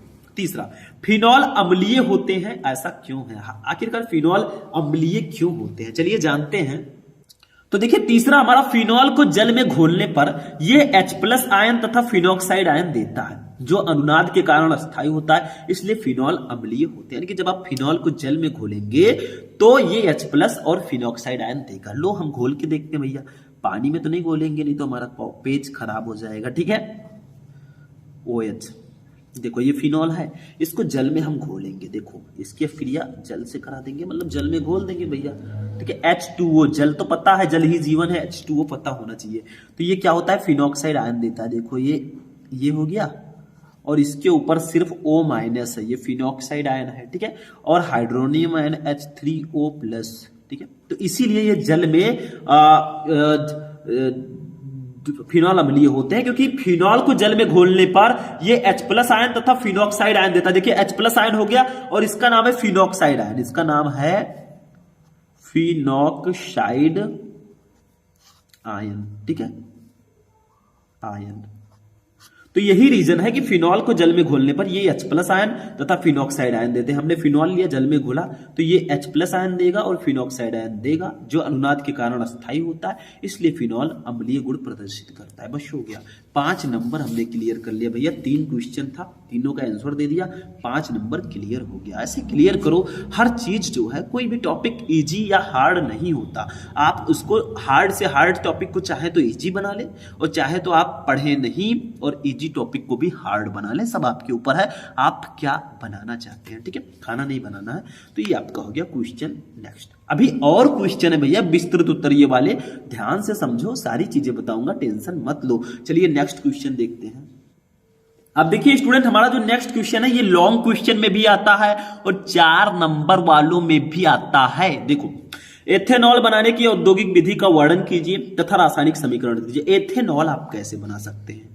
एथेनॉल का फॉर्मूला क्या होता है? C2H5OH, एथिल अल्कोहल, IUPAC नाम एथेनॉल, कंफ्यूज मत होना। देखो एथिल अल्कोहल या एथेनॉल बनाने की विधि, देखिए एथिल अल्कोहल बनाने के लिए निम्नलिखित विधियां प्रयोग में लाई जाती है। सबसे पहले आप एथिलीन से बना सकते हैं, दूसरा आप एसिटिलीन से बना सकते हैं, और तीसरा आप किण्वन से बना सकते हैं। 3 विधि है, तीनों मैं आपको बताऊंगा, नो टेंशन। ठीक है, सबसे पहले एथिलीन से देखो, एथिलीन पर सांद्र H2SO4 की क्रिया से एथिल हाइड्रोजन सल्फेट तथा एथिल सल्फेट बनता है, जो जल अपघटन करने पर एथिल अल्कोहल देता है। पहले आप एथिलीन की क्रिया सांद्र H2SO4 से कराएंगे तो एथिल हाइड्रोजन सल्फेट बनेगा। फिर एथिल हाइड्रोजन सल्फेट की क्रिया आप कराएंगे किससे? एथिलीन से कराएंगे तो एथिल सल्फेट बनेगा। फिर एथिल सल्फेट की क्रिया जल अपघटन उसका करा देंगे, एथिल अल्कोहल बन जाएगा। 3 स्टेप में ये रिएक्शन होगा, हम तीनों बताएंगे। देखो एथिलीन पर सांद्र H2SO4 की क्रिया से एथिल हाइड्रोजन सल्फेट बनता है। देखिए एथिलीन का फॉर्मूला होता है CH2 डबल बॉन्ड CH2 या C2H4 भी लिख सकते हैं। इसकी क्रिया हमें करानी है H2SO4 से, सांद्र H2SO4 से। ठीक है, हम कराएंगे भैया रिएक्शन। देखो ये कराया, टेम्परेचर आपको 80 डिग्री सेंटीग्रेड लेना है। ठीक है, और उच्च दाब रहे, दाब उच्च रहे। ठीक है, ये तो हमारा क्या बनेगा? Ethyl hydrogen sulphate. इसका फॉर्मूला होता है CH3 CH2। देखिए CH3, यहां पे CH, एक H यहां से ले लो, CH3 हो गया, CH2 हो गया, बचा क्या यहाँ पे? HSO4 बचा, तो HSO4 लिख देंगे। देखिए रिएक्शन बिल्कुल बैलेंस है, इधर कार्बन 2 है, इधर भी कार्बन 1 और 1 2, इधर हाइड्रोजन 2 2 4 2 6 है, इधर भी 3 2 5 1 6 है, इधर SO4 है, इधर भी SO4 है। ये बिल्कुल बैलेंस है। इसका नाम है एथिलीन, एथिलीन, और इनका नाम है सल्फ्यूरिक अम्ल, जिसको हम सांद्र लेंगे, सांद्र सल्फ्यूरिक अम्ल। इनका नाम है एथिल हाइड्रोजन सल्फेट, नाम मैं लिख देता हूं, एथिल हाइड्रोजन सल्फेट। ठीक है, अब ये अभी नहीं बना है, हमें तो एथेनॉल बनाना है, अभी तो हमारा एथिल हाइड्रोजन सल्फेट बना है। अब जो एथिल हाइड्रोजन सल्फेट है इसकी अपक्रिया फिर से एथिलीन से कराएंगे। देखो ये देखो CH3 CH2 HSO4, इसकी अपक्रिया हम फिर से कराएंगे इसी एथिलीन से, CH2 डबल बॉन्ड CH2। अब देखो क्या बनेगा, अब एथिल सल्फेट बनेगा। कैसे बनेगा देखो ध्यान से समझना, कुछ है नहीं इसमें। ठीक है, तो देखिए अब हमारा जो यहां पे बना है वो क्या बनेगा, CH3 CH2 का होल ट्वाइस। ठीक है, का होल ट्वाइस SO4। ठीक है, समझ में आ रहा है। अब इसका नाम है एथिल सल्फेट, इसका नाम है एथिल सल्फेट।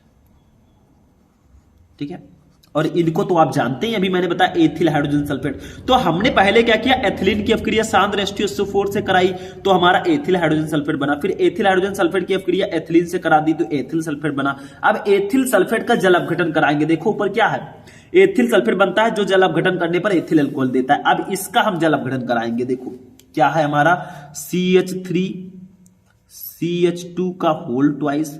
देखिए रिएक्शन बिल्कुल बैलेंस है, ऊपर वाला है, समझ समझिएगा। देखो क्या है, इधर कार्बन कितना 1 2 3 4 है, इधर कितना है 1 2 और 2 ट्वाइस लगा है तो 2 का 2 से गुणा होगा 4।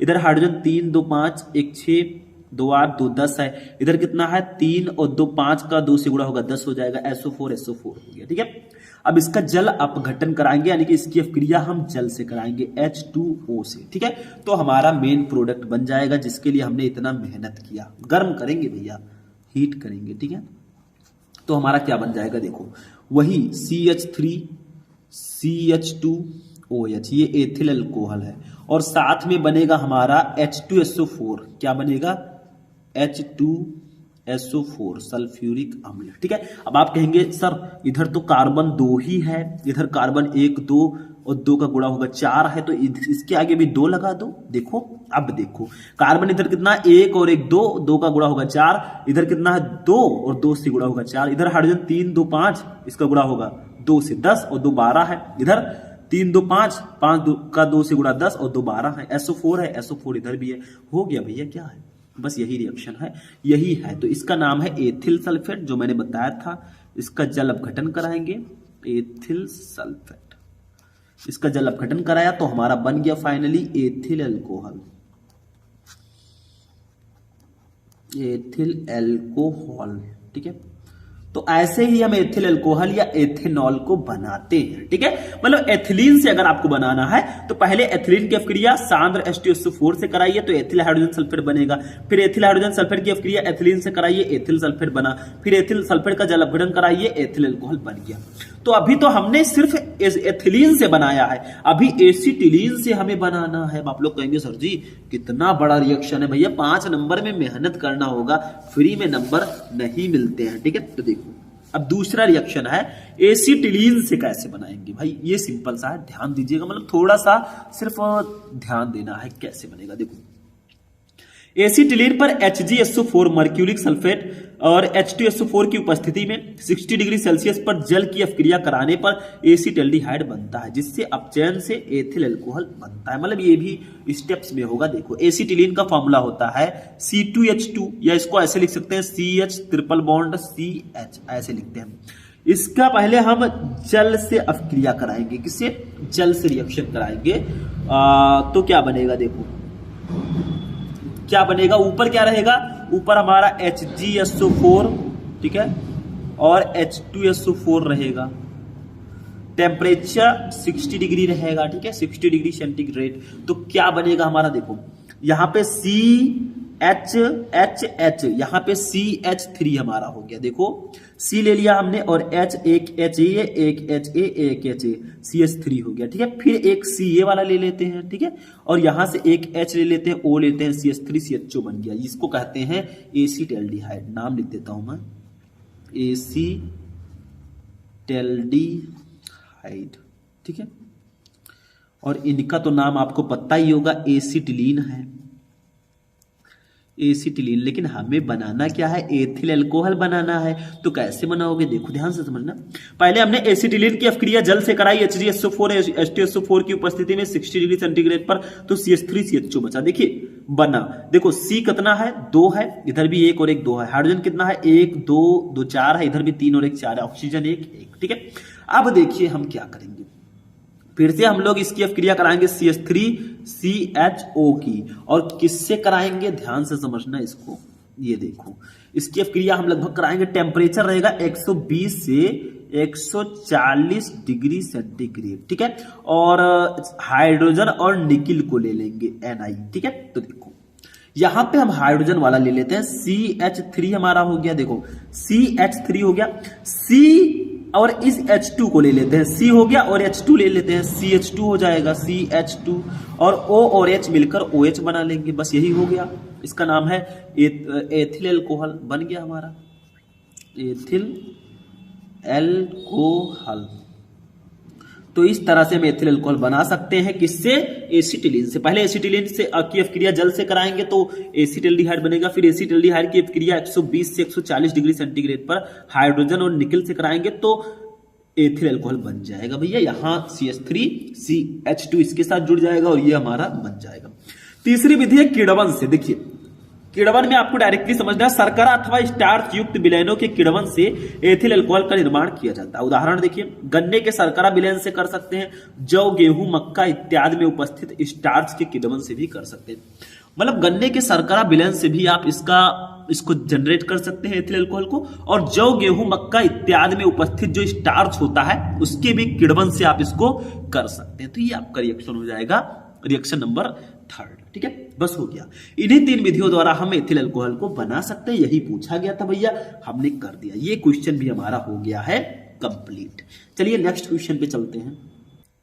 अब देखिए स्टूडेंट, नेक्स्ट क्वेश्चन हमारा है, डाई एथिल ईथर बनाने की प्रयोगशाला विधि का वर्णन कीजिए, संबंधित रासायनिक अपक्रियाओं के समीकरण भी लिखिए। मतलब डाई एथिल ईथर को कैसे बनाया प्रयोगशाला में भैया, बहुत ही ज्यादा इंपॉर्टेंट क्वेश्चन है। I can't explain in words, मैं लफ्जों में बयान नहीं कर सकता, बहुत इंपॉर्टेंट है।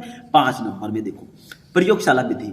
प्रयोगशाला में die ethyl ether ethyl alcohol के आधिक्य और सांद्र H2SO4 को 140 डिग्री सेंटीग्रेड पर गर्म करके बनाया जाता है। लेकिन डाई एथिल ईथर का फॉर्मूला क्या होता है, C2H5O C2H5, ये है डाई एथिल ईथर। मतलब 2 एथिल है तो डाई एथिल और ईथर, ठीक है, यही है। तो प्रयोगशाला में die ethyl ether ethyl alcohol के आधिक्य और सांद्र H2SO4 को 140 डिग्री सेंटीग्रेड पर गर्म करके बनाया जाता है। मतलब आप एथिल अल्कोहल को ले लीजिए और H2SO4 को, दोनों को गर्म कीजिए, बन जाएगा एथिल डाई एथिल ईथर। लेकिन 2 स्टेप में ये रिएक्शन होगा। चलिए देखते हैं। पहले हम एथिल अल्कोहल लेंगे C2H5, ये स्टेप समझना, OH, ठीक है। इसकी अपक्रिया हम लोग करा देंगे H2SO4 से। तो H2SO4 को हम ऐसे भी लिख सकते हैं, HHSO4 लिख सकते हैं कि नहीं लिख सकते हैं, लिख सकते हैं, ठीक है। तो पहले तो हम एथिल अल्कोहल की अपक्रिया पहले स्टेप में हम H2SO4 से कराएंगे, लेकिन लगभग 100 से 110 डिग्री सेंटीग्रेड पर कराएंगे, ठीक है। अब देखिए क्या होगा, देखिए ये आपका OH मिलकर H और OH मिलकर H2O बना लेंगे, बचा क्या, C2H5HSO4 बचा। तो हम यहां पे लिख देंगे C2H5HSO4, ठीक है। और ये दोनों मिलकर H और OH मिलकर बना लिए H2O। ये हमारा पहला कंपाउंड है, इसका नाम है एथिल अल्कोहल, एथिल अल्कोहल, ठीक है। इनका नाम तो पता ही है, HSO4। देखिए H2SO4 है, ये H को मैंने अलग लिख दिया है ताकि दोनों को हम ज्वाइन कर सकें, बाकी सेम है, ठीक है। इनका नाम है एथिल हाइड्रोजन सल्फेट, थोड़ा दूर से लिखते हैं, एथिल हाइड्रोजन। देखिए एथिल है, हाइड्रोजन है, SO4 है, सल्फेट हो गया, ठीक है, सल्फेट। ये हमारा हो गया। लेकिन अभी हमारा डाई एथिल ईथर नहीं बना है। अब हम क्या करेंगे, इस एथिल हाइड्रोजन सल्फेट की अपक्रिया फिर से एथिल अल्कोहल से करा देंगे, वो भी 140 डिग्री सेंटीग्रेड पर, तब हमारा बन जाएगा। देखो C2H5HSO4 जो हमारा आया है, देखो एथिल हाइड्रोजन सल्फेट, इसकी अपक्रिया हम डाई एथिल ईथर से करा देंगे, सॉरी एथिल अल्कोहल से करा देंगे। तो एथिल अल्कोहल का फॉर्मूला होता है C2H5OH। इसको हम इस प्रकार से लिख देंगे, देखो HO C2H5, देखो चाहे C2H5OH लिखे चाहे HOC2H5 लिखे सेम ही है, क्या प्रॉब्लम है। इसका रिएक्शन कराएंगे 140 डिग्री सेंटीग्रेड पर, तो देखो क्या बनेगा। इसको थोड़ा ध्यान देना है, इंपॉर्टेंट है। देखो यहां पे भी वही सेम प्रोसेस होगा, यहां से एक H निकल जाएगा और यहां से HSO4 निकल जाएगा। देखो ये निकल गया, तो बचा क्या, देखो बचा हमारा C2H5 यहां बचा, ठीक है, और ये HSO4 तो इसके साथ जुड़ जाएगा, फिर O बचा हमारा और C2H5 बचा, ठीक है। ये बन गया डाई एथिल ईथर प्लस, देखिए H और HSO4 मिलकर H2SO4 बना लेंगे, ये हो गया, ठीक है। तो इस प्रकार से आप सेकेंड स्टेप में आपका हो गया। इसका नाम है एथिल हाइड्रोजन सल्फेट, इसका एथिल अल्कोहल और इसका नाम है डाई एथिल ईथर। फाइनली हमारा बन गया डाई एथिल ईथर। तो इस प्रकार से हम डाई एथिल ईथर को बना सकते हैं प्रयोगशाला में, मतलब प्रयोगशाला में die ethyl ether ethyl alcohol के आधिक्य और सांद्र H2SO4 को 140 डिग्री सेंटीग्रेड पर गर्म करके बनाया जाता है। पहले मैंने एथिल अल्कोहल की क्रिया H2SO4 से कराई 100 से 110 डिग्री सेंटीग्रेड पर, तो एथिल हाइड्रोजन सल्फेट बना। फिर एथिल हाइड्रोजन सल्फेट की क्रिया हमने एथिल अल्कोहल से करा दी 140 डिग्री सेंटीग्रेड पर, फिर डाई एथिल ईथर बन गया, बस हो गया। यही आपका रिएक्शन है। अब इससे संबंधित कुछ अभिक्रियाएं आपको बतानी है, जैसे रासायनिक गुण हो गया, तो उसको समझते हैं। देखिए संबंधित अभिक्रियाएं, संबंधित अभिक्रियाओं में पहला है ठंडे एचआई के साथ अपक्रिया, ठंडे हाइड्रोजन आयोडाइड जिसको बोलते हैं या हाइड्रोडिक अम्ल बोलते हैं, इसके साथ अपक्रिया। देखो डाई एथिल ईथर की ठंडे सांद्र हाइड्रोडिक अम्ल एचआई से क्रिया कराने पर एक अणु एथिल आयोडाइड और एक अणु एथिल अल्कोहल बनता है। मतलब आप डाई एथिल ईथर की अपक्रिया अगर एचआई से कराएंगे, देखो C2H5O C2H5, इसकी अपक्रिया करा दीजिए HI से, ये करा दिया मैंने, ठीक है। तो क्या बनेगा, देखो ध्यान से समझना थोड़ा सा। ये C2H5O, ठीक है, C2H5 से I जुड़ जाएगा यहां पे, पहले तो क्या जुड़ जाएगा, C2H5 जो है इससे I जुड़ गया, और दूसरा C2H5 से I जुड़ा और इस C2H5O से H जुड़ गया, तो ये हमारा बन गया C2H5OH। सिंपल सा है। देखो एक एथिल से आपका H जुड़ गया तो C2H5OH बना, एक एथिल से आपका I जुड़ गया तो एथिल आयोडाइड बना। इसका नाम है die ethyl ether, die ethyl ether, ठीक है। इसकी अपक्रिया हाइड्रोडिक अम्ल से कराई तो एथिल आयोडाइड बना हमारा, एथिल आयोडाइड, ठीक है, और एथिल अल्कोहल बना, एथिल अल्कोहल। तो ये तो सिंपल सा था भाई, इसमें क्या था, कुछ नहीं था। अब नेक्स्ट देखते हैं दूसरा, एसिटिल क्लोराइड से अपक्रिया। देखो die ethyl ether acetyl chloride से निर्जल जिंक क्लोराइड या निर्जल AlCl3 एल्यूमिनियम क्लोराइड की उपस्थिति में क्रिया करके एल्किल क्लोराइड तथा एस्टर बनाता है। मतलब देखो ये हमारा डाई एथिल ईथर है C2H5O C2H5, इसकी अपक्रिया हम करा देंगे एसिटिल क्लोराइड से। इसका फॉर्मूला होता है CH3COCl होता है, ठीक है। तो हम रिएक्शन करा देंगे दोनों का, किसकी उपस्थिति में कराएंगे, निर्जल ZnCl2 की उपस्थिति में। तो क्या बनेगा, देखो ये C2H5 जो है इस Cl से जुड़ जाएगा तो हमारा C2H5Cl बन गया, और प्लस दूसरा क्या बनेगा, ये हमारा बन जाएगा CH3 हो गया, CH3, ये CO हम ले लेंगे, CO बचा क्या, C2H5 बचा तो C2H5 हो गया। ये हमारा बन गया एस्टर जिसको बोलते हैं एथिल एसीटेट। तो इसका नाम है die ethyl ether, die ethyl ether, ठीक है। इसकी क्रिया करा दिया मैंने एसिटिल क्लोराइड से, एसिटिल क्लोराइड से मैंने रिएक्शन करा दिया भैया, ठीक है। तो बनेगा क्या, ये एथिल क्लोराइड है, एथिल क्लोराइड, ठीक है, और बना हमारा एथिल एसीटेट, एथिल एसीटेट। बस यही है भैया, यही है। देखो क्या था ऊपर, die ethyl ether acetyl chloride से निर्जल ZnCl2 या निर्जल AlCl3 की उपस्थिति में क्रिया करके एल्किल क्लोराइड तथा एस्टर बनाता है। तो ये एल्किल क्लोराइड ही है, एथिल क्लोराइड और एस्टर एथिल एसीटेट, काम खत्म हो गया। ठीक है, तो यही आपका रिएक्शन हो जाएगा। एक और रिएक्शन है जो काफी ज्यादा इंपॉर्टेंट है, उसको भी देख लेते हैं। तीसरा रिएक्शन जल के साथ अब क्रिया। जब हम डाई एथिल ईथर की जल से रिएक्शन कराएंगे तो क्या बनेगा, देखो। ईथर साधारण परिस्थितियों में अम्लों या क्षारों द्वारा जल अपघटित नहीं होते। तनु सल्फ्यूरिक अम्ल के साथ उच्च दाब और उच्च ताप पर गर्म करने पर डाई एथिल ईथर बहुत कठिनाई से एथिल अल्कोहल में जल अपघटित हो जाते हैं, मतलब जल्दी अपघटित नहीं होते। तो हम C2H5OO C2H5 की अपक्रिया जल से करा देंगे अब, क्योंकि जल से करानी है तो H2O से करा देंगे। ठीक है, ध्यान से समझिएगा। तो हमारा यहाँ पे जल अपघटन जब होगा तो हम तनु H2SO4 की उपस्थिति में कराएंगे। तो तनु H2SO4 तो हमारा बनेगा क्या, देखो ये बन जाएगा C2H5OH बन जाएगा। अब आप लोग कहेंगे सर जी यहाँ पे एथिल तो 2 है, यहाँ पे एक ही है, तो इसके आगे भी 2 लगा दीजिए। अब 2 एथिल हो गया, ऑक्सीजन कितना 1 और 1 2 हो गया, हाइड्रोजन भी 2 है, 2 हो गया, काम खत्म। तो बहुत मुश्किल से डाई एथिल ईथर जो है इसका जल अपघटन कराएंगे तो ये एथिल अल्कोहल में जल अपघटित होगा, एथिल अल्कोहल। ठीक है, इनका नाम तो पता ही है, अभी मैं जिक्र इन्हीं का कर रहा हूं, डाई एथिल ईथर। ठीक है, तो ये आपका हो जाएगा। ये हमारा नेक्स्ट रिएक्शन था। ठीक है, तो समझ में आ गया ये क्वेश्चन। चलिए आगे बढ़ते हैं। क्वेश्चन हमारा जो है ये कुछ इस प्रकार से आता है। अब आप तो कहेंगे सर जी ये तो रिएक्शन लग रहा है, देखो ऐसे क्वेश्चन आएगा। स्मिट अभिक्रिया को समझाइए। स्मिट अभिक्रिया क्या होती है? ये जो क्वेश्चन है ये हमारे एल्डिहाइड, कीटोन एवं कार्बोक्सिलिक अम्ल का क्वेश्चन है। इसी वीडियो में अभी हम प्रयोगशाला विधियों को भी देखेंगे, टेंशन मत लेना जब तक है हम। चलिए स्टार्ट करते हैं, स्मिट अभिक्रिया को देखते हैं। तो देखिए स्मिट अभिक्रिया क्या होती है, 2 नंबर में ये क्वेश्चन आता है। देखो ये प्राथमिक एमीन बनाने की विधि है। स्मिट अभिक्रिया जो है इसके द्वारा हम एमीन को बनाते हैं। ठीक है, एमीन जिसका फंक्शनल ग्रुप NH2 होता है, आपने देखा होगा, जैसे CH3NH2 ये मेथिल एमीन है, CH3CH2NH2 ये एथिल एमीन है, आपने सुना होगा। तो ये जो विधि है, ये जो अभिक्रिया है, ये प्राथमिक एमीन बनाने की विधि है, प्राइमरी एमीन्स। ठीक है, कार्बोक्सिलिक अम्ल की अभिक्रिया हाइड्रोजोइक अम्ल जिसका फॉर्मूला होता है N3H, इसके साथ सांद्र H2SO4 की उपस्थिति में 0 डिग्री सेल्सियस पर कराने पर मेथिलेमीन बनता है।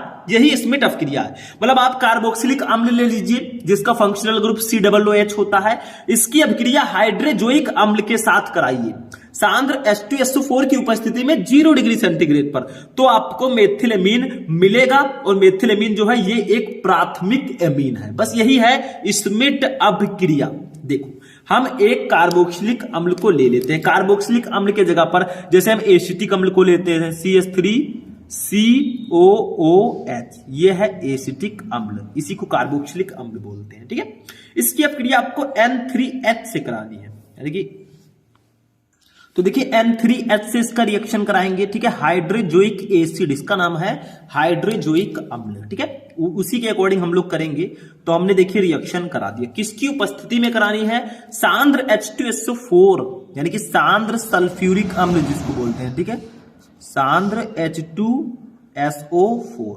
ठीक है, इसके साथ हमने करा दिया। तो देखिए बनेगा क्या, सिंपल सा है। यहां से हमारा CH3 हो जाएगा, इसको हम ले लेंगे मेथिल ग्रुप को, और यहां से N को ले लेंगे, N हमने ले लिया। ठीक है, यहां से H और यहां से H को ले लेंगे, H और H मिलकर H2 हो जाएगा। तो ये हमारा बन गया।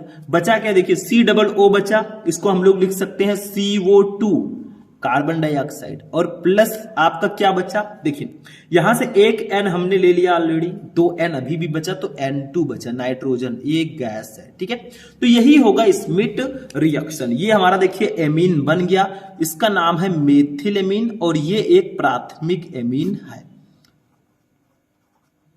Methyl amine. ठीक है, इनका नाम है भैया एसिटिक अम्ल, एसिटिक अम्ल, या इसी को एसिटिक एसिड बोलते हैं। अम्ल का इंग्लिश होगा एसिड। ठीक है, इसका नाम तो आप लोगों को पता ही, N3H जो है ये हाइड्रोजोइक एसिड है,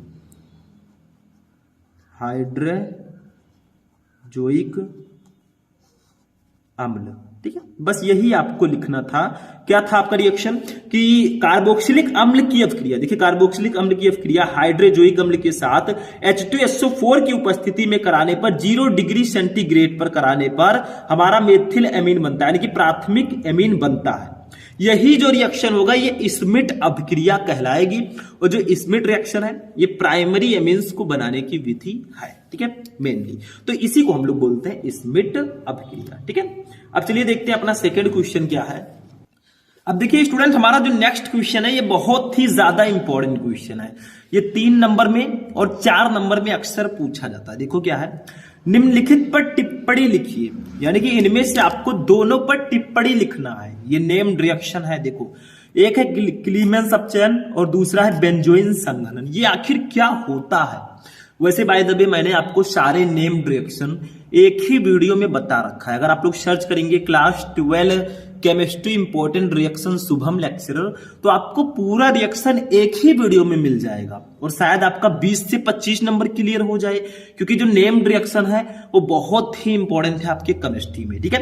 तो देखिए ऐसे आएगा, निम्नलिखित पर टिप्पणी लिखिए, क्लीमेंस अपचयन क्या होता है और बेंजोइन संघनन क्या होता है। तो सबसे पहले हम लोग पढ़ते हैं क्लीमेंस अपचयन को। ये क्या होता है? सिंपल से रिएक्शंस हैं, ध्यान से समझना, सब समझ में आ जाएगा। देखो, एल्डिहाइड या कीटोन का जिंक HgHCl के द्वारा अपचयन कराने पर एल्केन बनता है, इसे क्लीमेंस अपचयन कहते हैं।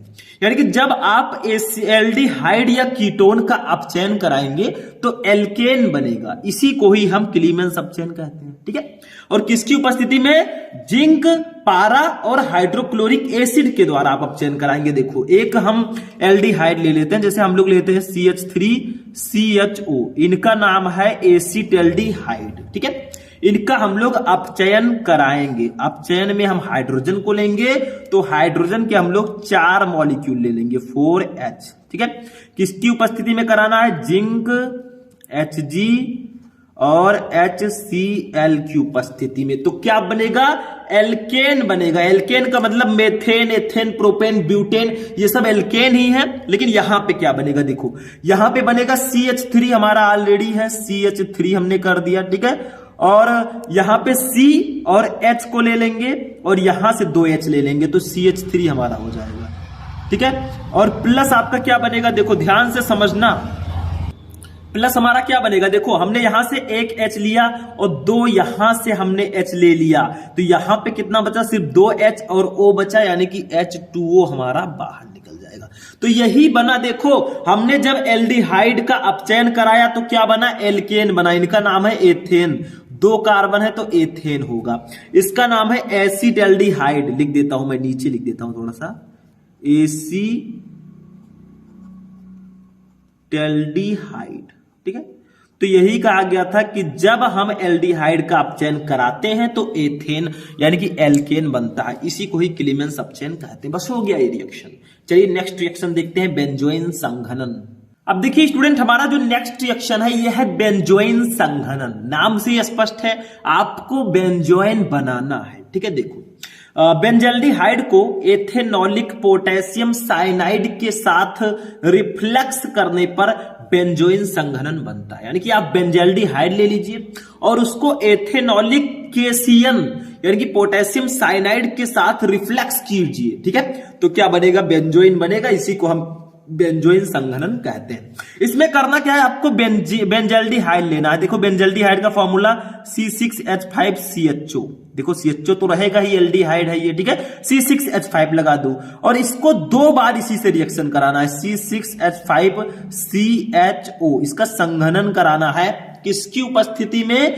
आपको कराना है एथेनॉलिक KFeN की उपस्थिति में, पोटेशियम साइनाइड की उपस्थिति में, ठीक है। आपको गर्म करना है, हीट, तो बनेगा बेंजोइन। वो कैसे बनेगा? देखो, वो कुछ इस प्रकार से C6H5, ठीक है। C6H5 हमने ले लिया, यहां से CH ले लो, CH हमने ले लिया, ठीक है। ब्रैकेट में O ले लो और यहां से H ले लो, तो OH हो गया, ठीक है। फिर क्या बचा? यहां पे CO बचा, ठीक, ध्यान से समझना, CO और C6H5, इसी को हम लोग बोलते हैं बेंजोइन। ये इसका नाम है बेंजोइन, तो इसी को हम लोग कहेंगे बेंजोइन संघनन। ये बेंजोइन होगा और ये बेंजल्डिहाइड है, बेंजल्डिहाइड, ठीक है। तो यही आपको क्या करना है, बेंजल्डिहाइड का 2 मॉलिक्यूल लेना है, उसको पोटेशियम साइनाइड के साथ गर्म करना, तो आपका बेंजोइन बनेगा। देखो C6H5CH, C6H5CH, यहां से O ले लो, यहां से H ले लो, H ले लो, तो हमने OH ले लिया, फिर बचा क्या, CO बचा, CO को लिख दिया, और C6H5 बचा, C6H5 लिख दिया। वही सेम चीज है, पूरा मॉलिक्यूल बराबर है, तो इसी को हम लोग कहेंगे बेंजोइन संघनन, क्योंकि जब बेंजल्डिहाइड को एथेनॉलिक पोटेशियम साइनाइड के साथ रिफ्लेक्स करते हैं तो बेंजोइन बनता है। हमने बेंजल्डिहाइड के 2 मॉलिक्यूल लिए, इसको रिफ्लेक्स किया पोटेशियम साइनाइड की उपस्थिति में, तो बेंजोइन बना। इसी को ही हम बेंजोइन संघनन कहेंगे। इसमें कुछ नहीं है, सिर्फ आपको 2 बेंजल्डिहाइड लेकर केसीएन के साथ गर्म कर देना, काम खत्म हो गया। चलिए नेक्स्ट क्वेश्चन देखते हैं। अब 4 नंबर वाले क्वेश्चंस को देखेंगे। देखिए इसमें मैं जो क्वेश्चन बता रहा हूं ये आपके एल्डिहाइड, कीटोन एवं कार्बोक्सिलिक अम्ल चैप्टर से मेनली है। इससे पहले मैंने आपको जो बाकी के चैप्टर्स हैं वो मैंने आपको बता दिए हैं, ठीक है। नेक्स्ट क्वेश्चन देखते हैं। अब ये क्वेश्चन देखो स्टूडेंट, ये ट्रेंडिंग में चल रहा है, बहुत ही इंपॉर्टेंट क्वेश्चन है। I can't explain in words, मैं लफ्जों में बयान नहीं कर सकता। देखो, प्रयोगशाला में फॉर्मेल्डिहाइड बनाने की विधि का वर्णन कीजिए। जो फॉर्मेल्डिहाइड होता है HCHO, इसको बनाने की विधि का वर्णन करो और इसकी सांद्र NaOH घोल से तथा अमोनिया के साथ होने वाली अभिक्रियाओं को समीकरण सहित समझाओ। यानी कि आपको यह बताना है कि प्रयोगशाला में हम फॉर्मेल्डिहाइड कैसे बनाते हैं, सबसे पहले यह बताना है। फिर फॉर्मेल्डिहाइड की सांद्र सोडियम हाइड्रोक्साइड NaOH से अभिक्रिया करा के दिखाना है। फिर अमोनिया से फॉर्मेल्डिहाइड की अभिक्रिया कराना, यही बताना है। आपका 3 नंबर 4 नंबर क्लियर हो जाएगा। तो सबसे पहले ये जानते हैं प्रयोगशाला में फॉर्मेल्डिहाइड बनाएंगे कैसे, ये भी जानना जरूरी है। तो देखो, मेथिल अल्कोहल के उत्प्रेरित ऑक्सीकरण द्वारा प्रयोगशाला में फॉर्मेल्डिहाइड बनाया जाता है। मतलब आप मेथिल अल्कोहल का ऑक्सीकरण करा दीजिए, बस आपका फॉर्मेल्डिहाइड बन जाएगा। और आपको उत्प्रेरित ऑक्सीकरण कराना, मतलब उत्प्रेरक की उपस्थिति में आपको ऑक्सीकरण कराना है। तो मेथिल अल्कोहल के उत्प्रेरित ऑक्सीकरण द्वारा प्रयोगशाला में फॉर्मेल्डिहाइड बनाया जाता है। तो हम ले लेते हैं मेथिल अल्कोहल, जिसका फॉर्मूला होता है CH3OH। ये हो गया आपका मेथिल अल्कोहल। इसका ऑक्सीकरण कराना है, मतलब ऑक्सीजन से इसका रिएक्शन कराना है, ठीक है। ऑक्सीकरण का मतलब ऑक्सीजन से हम रिएक्शन कराएंगे, ठीक है। किसकी उपस्थिति में कराएंगे, क्योंकि उत्प्रेरित ऑक्सीकरण हो रहा है। तो ऊपर हम प्लेटिनम ले लेंगे PT, और नीचे हम टेम्परेचर ले लेंगे 250 से 300 डिग्री सेंटीग्रेड, और कॉपर चूर्ण भी रहेगा। कॉपर का जो चूर्ण होता है उसको भी ले लेंगे। अब क्या बनेगा, देखो ध्यान देना, यहां पे हमारा बनेगा HCHO। ये हमारा हो गया H। देखिए H हमने ले लिया, एक C ले लेंगे, C ले लिया हमने, ठीक है। एक H ले लेंगे, H ले लिया, और O ले लिया, HCHO हो गया, ठीक है।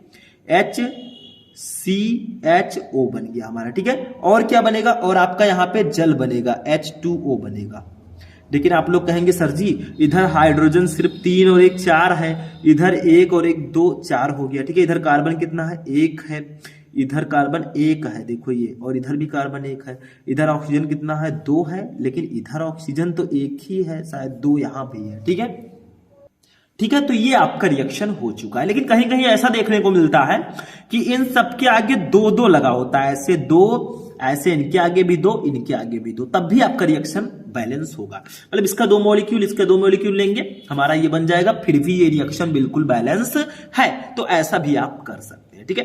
तो ये प्रयोगशाला में फॉर्मेल्डिहाइड इस प्रकार से बनाया जाता है, मेथिल अल्कोहल के उत्प्रेरित ऑक्सीकरण द्वारा। देखिए मेथिल अल्कोहल मैंने लिया, इसका नाम है मेथिल अल्कोहल, इसका ऑक्सीकरण कराया उत्प्रेरक की उपस्थिति में, तो आपका फॉर्मेल्डिहाइड बन गया। इसका नाम है मेथिल अल्कोहल, लिख देता हूं मेथिल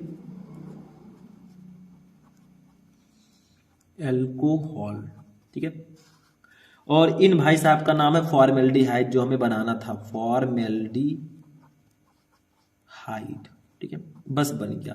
तो इस प्रकार से हम प्रयोगशाला में फॉर्मेल्डिहाइड बनाते हैं, ठीक है। अब आपको 2 चीजें और बतानी है, सांद्र NaOH के साथ अभिक्रिया और अमोनिया के साथ फॉर्मेल्डिहाइड की अभिक्रिया, ठीक है।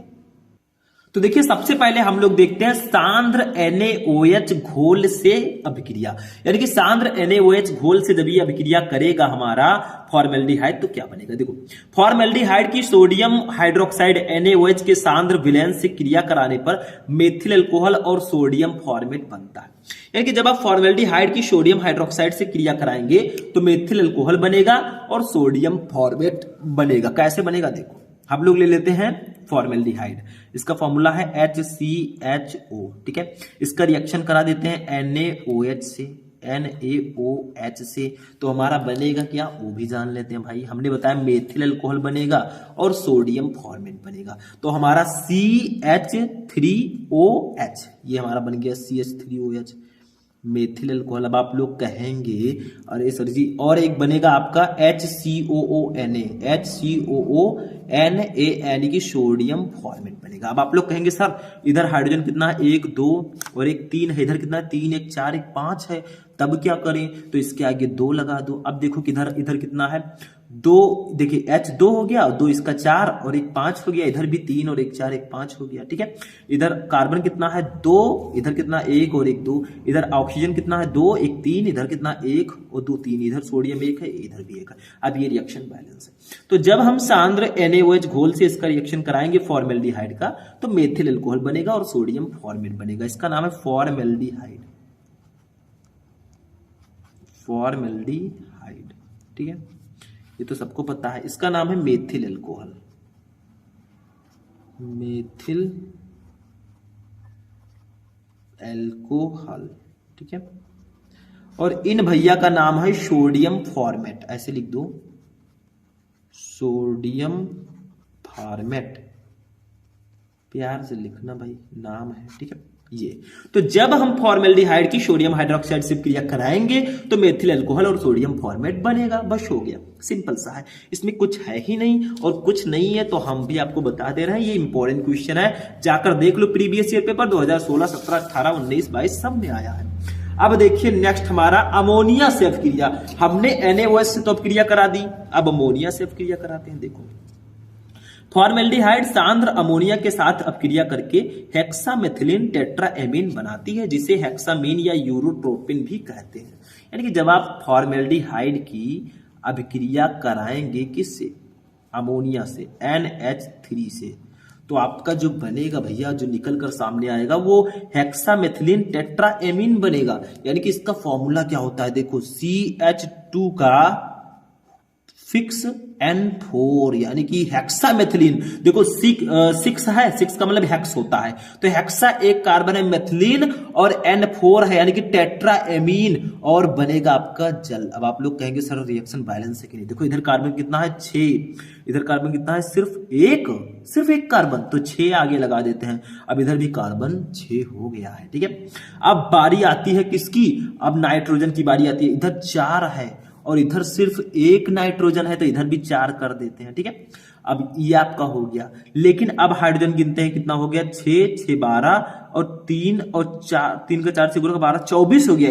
इधर कितना है 2 का 6 से गुणा 12 और 2 14 ही है, तो इसके आगे भी हम लोग लगा देंगे 6, तो 12 इसका 12 इसका 24 हो गया। अब देखिए सब कुछ बैलेंस है, देखो कार्बन कितना है 6, इधर भी कार्बन 6 है, हाइड्रोजन कितना है 24, इधर भी कितना है 6 का 2 से गुणा 12 और 12 24, इधर नाइट्रोजन कितना है 4, इधर भी नाइट्रोजन 4 है, इधर ऑक्सीजन है 6, इधर भी 6 है, रिएक्शन बैलेंस है। तो इतना बड़ा आपको करना होगा। तो जब फॉर्मेल्डिहाइड की अभिक्रिया अमोनिया से कराते हैं तो हेक्सामेथिलीन टेट्राएमीन बनता है, जिसको यूरोट्रोपिन भी बोलते हैं। तो ये फॉर्मेल्डिहाइड हो गया, ये अमोनिया NH3 ये अमोनिया हो गया, ठीक है।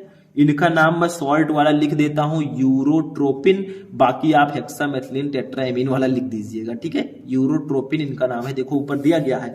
फॉर्मेल्डिहाइड सांद्र अमोनिया के साथ अभिक्रिया करके हेक्सामेथिलीन टेट्राएमीन बनाती है, जिसे हेक्सामीन या यूरोट्रोपिन भी बोलते हैं। तो हमने फॉर्मेल्डिहाइड की अभिक्रिया अमोनिया से कराई तो यूरोट्रोपिन बना और जल गया, ठीक है। जल गया नहीं, जल रहा निकला, ठीक है। तीसरा देखो, एक और रिएक्शन मैं बता देता हूं, कभी कभी आता है HCN से अपक्रिया, हाइड्रोजन साइनाइड से अपक्रिया करेगा तो क्या बनेगा? तो फॉर्मेल्डिहाइड HCN के साथ अपक्रिया करके फॉर्मेल्डिहाइड साइनोहाइड्रिन बनाता है। मतलब सिंपल सा है, देखो HC, ब्लैक नहीं ब्लू से लिखेंगे, HCHO का हमने अपक्रिया करा दिया HCN से, तो इसमें कुछ नहीं है, बहुत सिंपल सा है ये रिएक्शन। देखो क्या बनेगा, हम ले लेते हैं HCH को ले लेते हैं, तो HCH हो गया, देखो HCH हो गया, यहाँ पे O और H को ब्रैकेट में लिख देंगे, OH हो गया और CN हो गया, इसका नाम है फॉर्मेल्डिहाइड साइनोहाइड्रिन, यही बनेगा फॉर्मेल्डिहाइड, ठीक है, साइनोहाइड्रिन,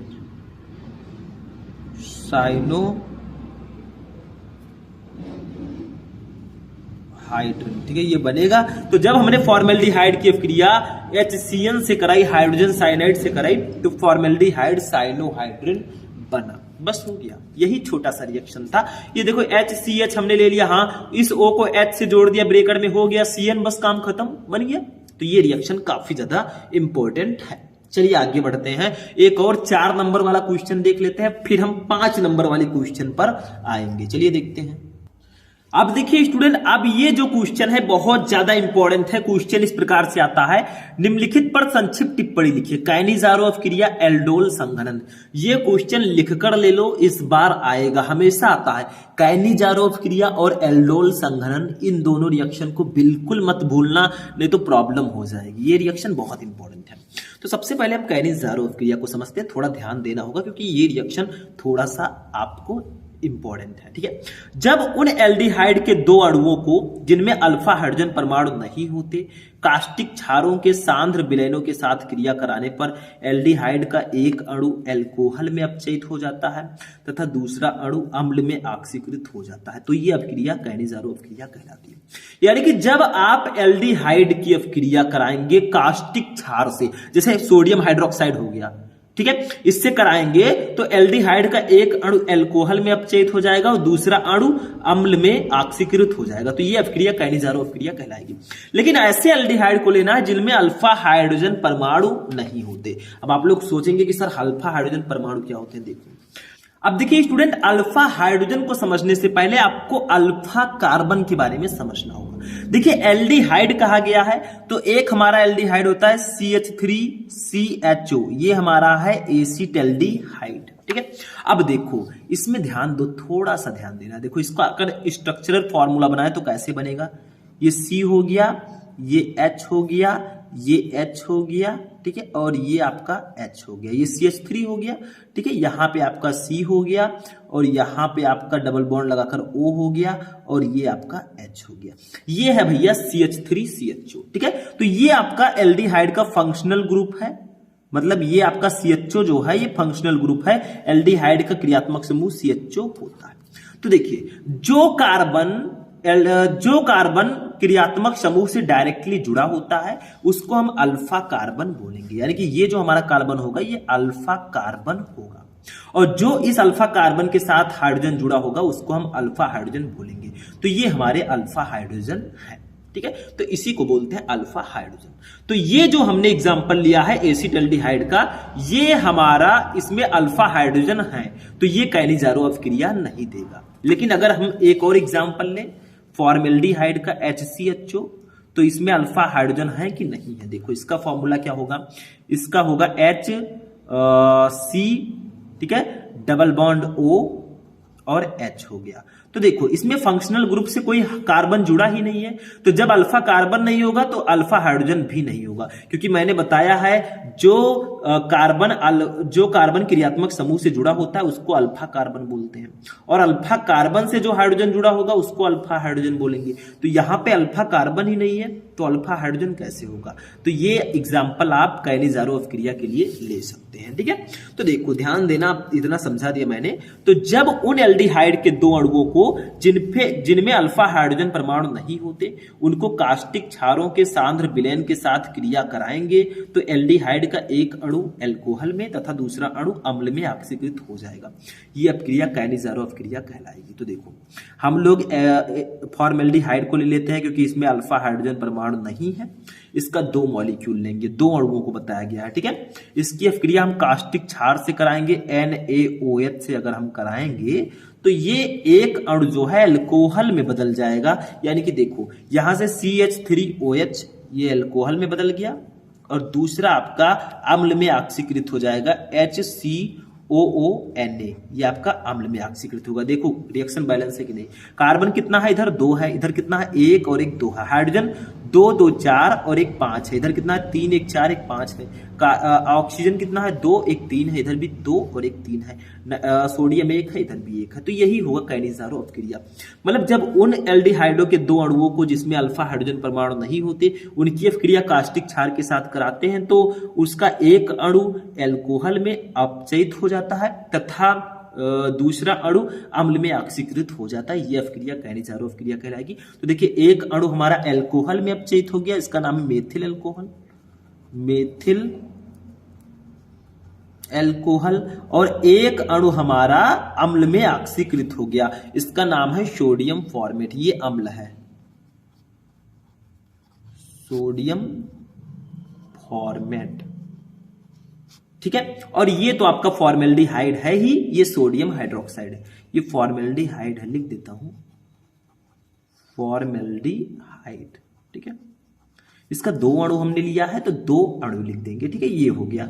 तो यही आपका कैनिज़ारो अपक्रिया है। मतलब वो एल्डिहाइड लो जिसमें अल्फा हाइड्रोजन परमाणु नहीं होते, उसकी कास्टिक क्षारों के सांद्र विलयन के साथ अपक्रिया कराइए NaOH से, तो एल्डिहाइड का एक अणु जो है वो एल्कोहल में अपचयित हो गया और दूसरा अणु अम्ल में ऑक्सीकृत हो जाता है। ये अपक्रिया कैनिज़ारो अपक्रिया कहलाती है। बस इतना सा लिख दोगे, नंबर भर भर के मिलेंगे, बिल्कुल मिलेंगे, ठीक है। आगे बढ़ते हैं नेक्स्ट क्वेश्चन पे हम लोग। इसी में एल्डोल संघनन भी आपको समझना, थोड़ा सा समझ लीजिए क्योंकि ये बहुत ही इंपॉर्टेंट रिएक्शन है मेरे अकॉर्डिंग।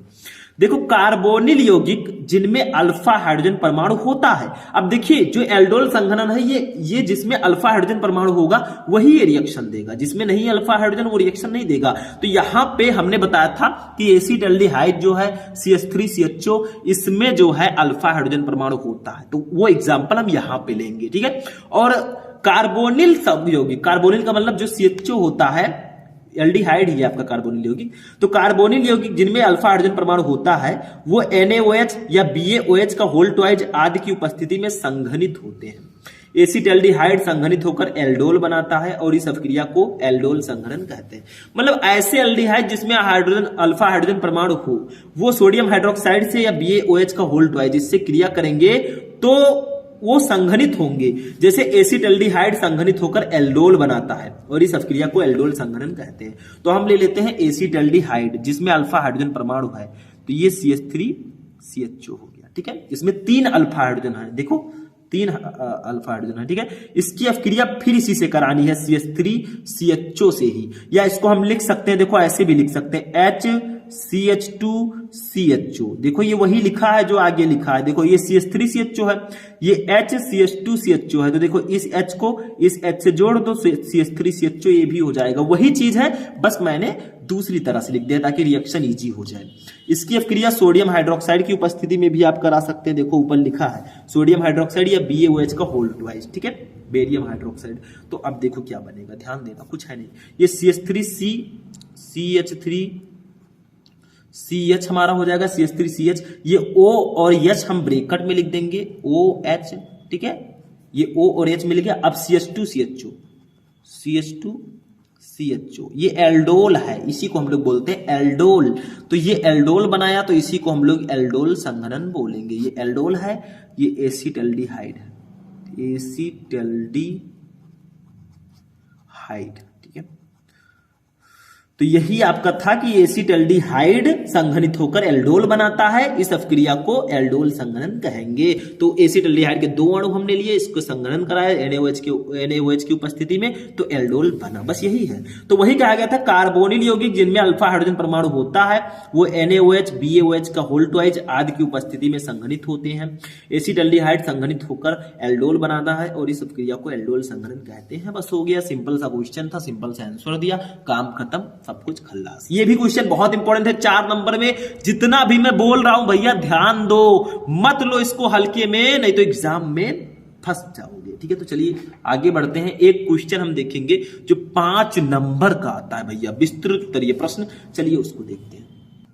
अब देखिए स्टूडेंट, ये क्वेश्चन ध्यान देना बहुत इंपॉर्टेंट है। देखो, शुद्ध एसीटोन बनाने की प्रयोगशाला विधि का वर्णन कीजिए, इसके प्रमुख रासायनिक गुण भी लिखिए। 5 नंबर में ये आता है एसीटोन बनाने की प्रयोगशाला विधि। एसीटोन का फॉर्मूला क्या होता है? CH3CO CH3, ये कीटोन का एक कंपाउंड है। ठीक है, तो देखो प्रयोगशाला विधि पहले समझते हैं, फिर इसकी विधि तरीका को समझेंगे। देखो प्रयोगशाला विधि, प्रयोगशाला में निर्जल कैल्शियम एसीटेट के शुष्क आसवन से एसीटोन बनाया जाता है। मतलब आप लोग कैल्शियम एसीटेट ले लीजिए, उसका आसवन करा दो, एसीटोन बन जाएगा।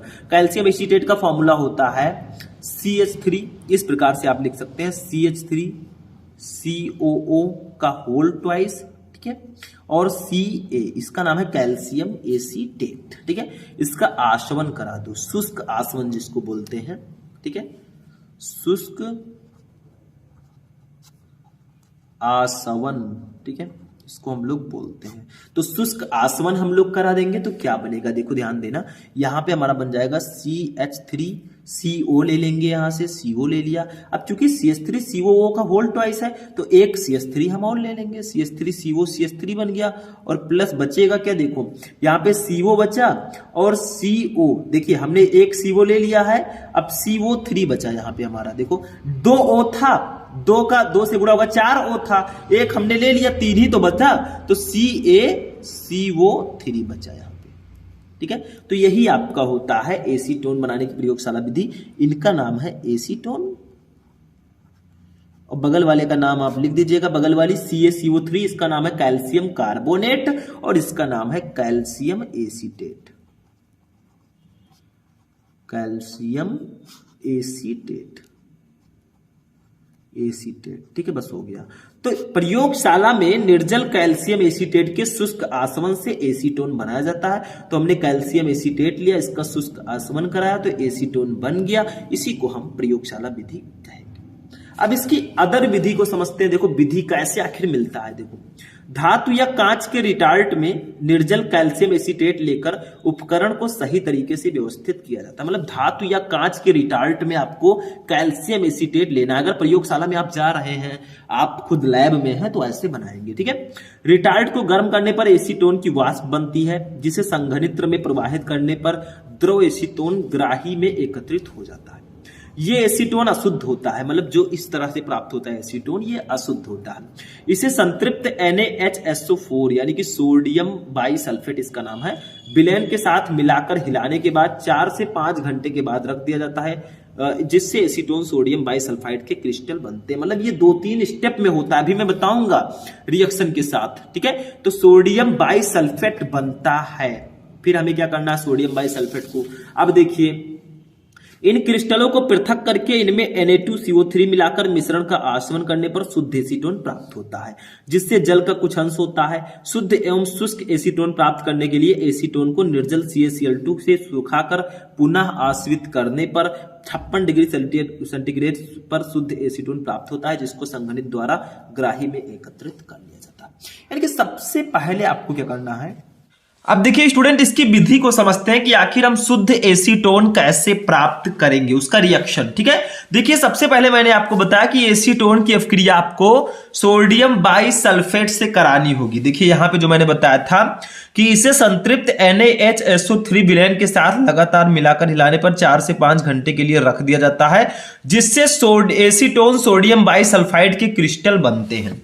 यानी कि सबसे पहले आपको क्या करना है, जो आपका एसीटोन है उसकी सोडियम बाइसल्फेट के साथ अपक्रिया करा देनी है, तो एसीटोन बाइसल्फाइड बनेगा। फिर जो आएगा उसकी हम सोडियम कार्बोनेट से क्रिया कराएंगे और हमारा शुद्ध एसीटोन प्राप्त हो जाएगा। ठीक है, ये प्रयोगशाला विधि जो है वो ऊपर ही मैंने बता दिया। ये जो विधि है, ठीक है, शुद्ध एसीटोन प्राप्त करने का, वो मैं आपको बता रहा हूं। तो देखिए सबसे पहले हम एसीटोन का फॉर्मूला यहां पे लिखेंगे।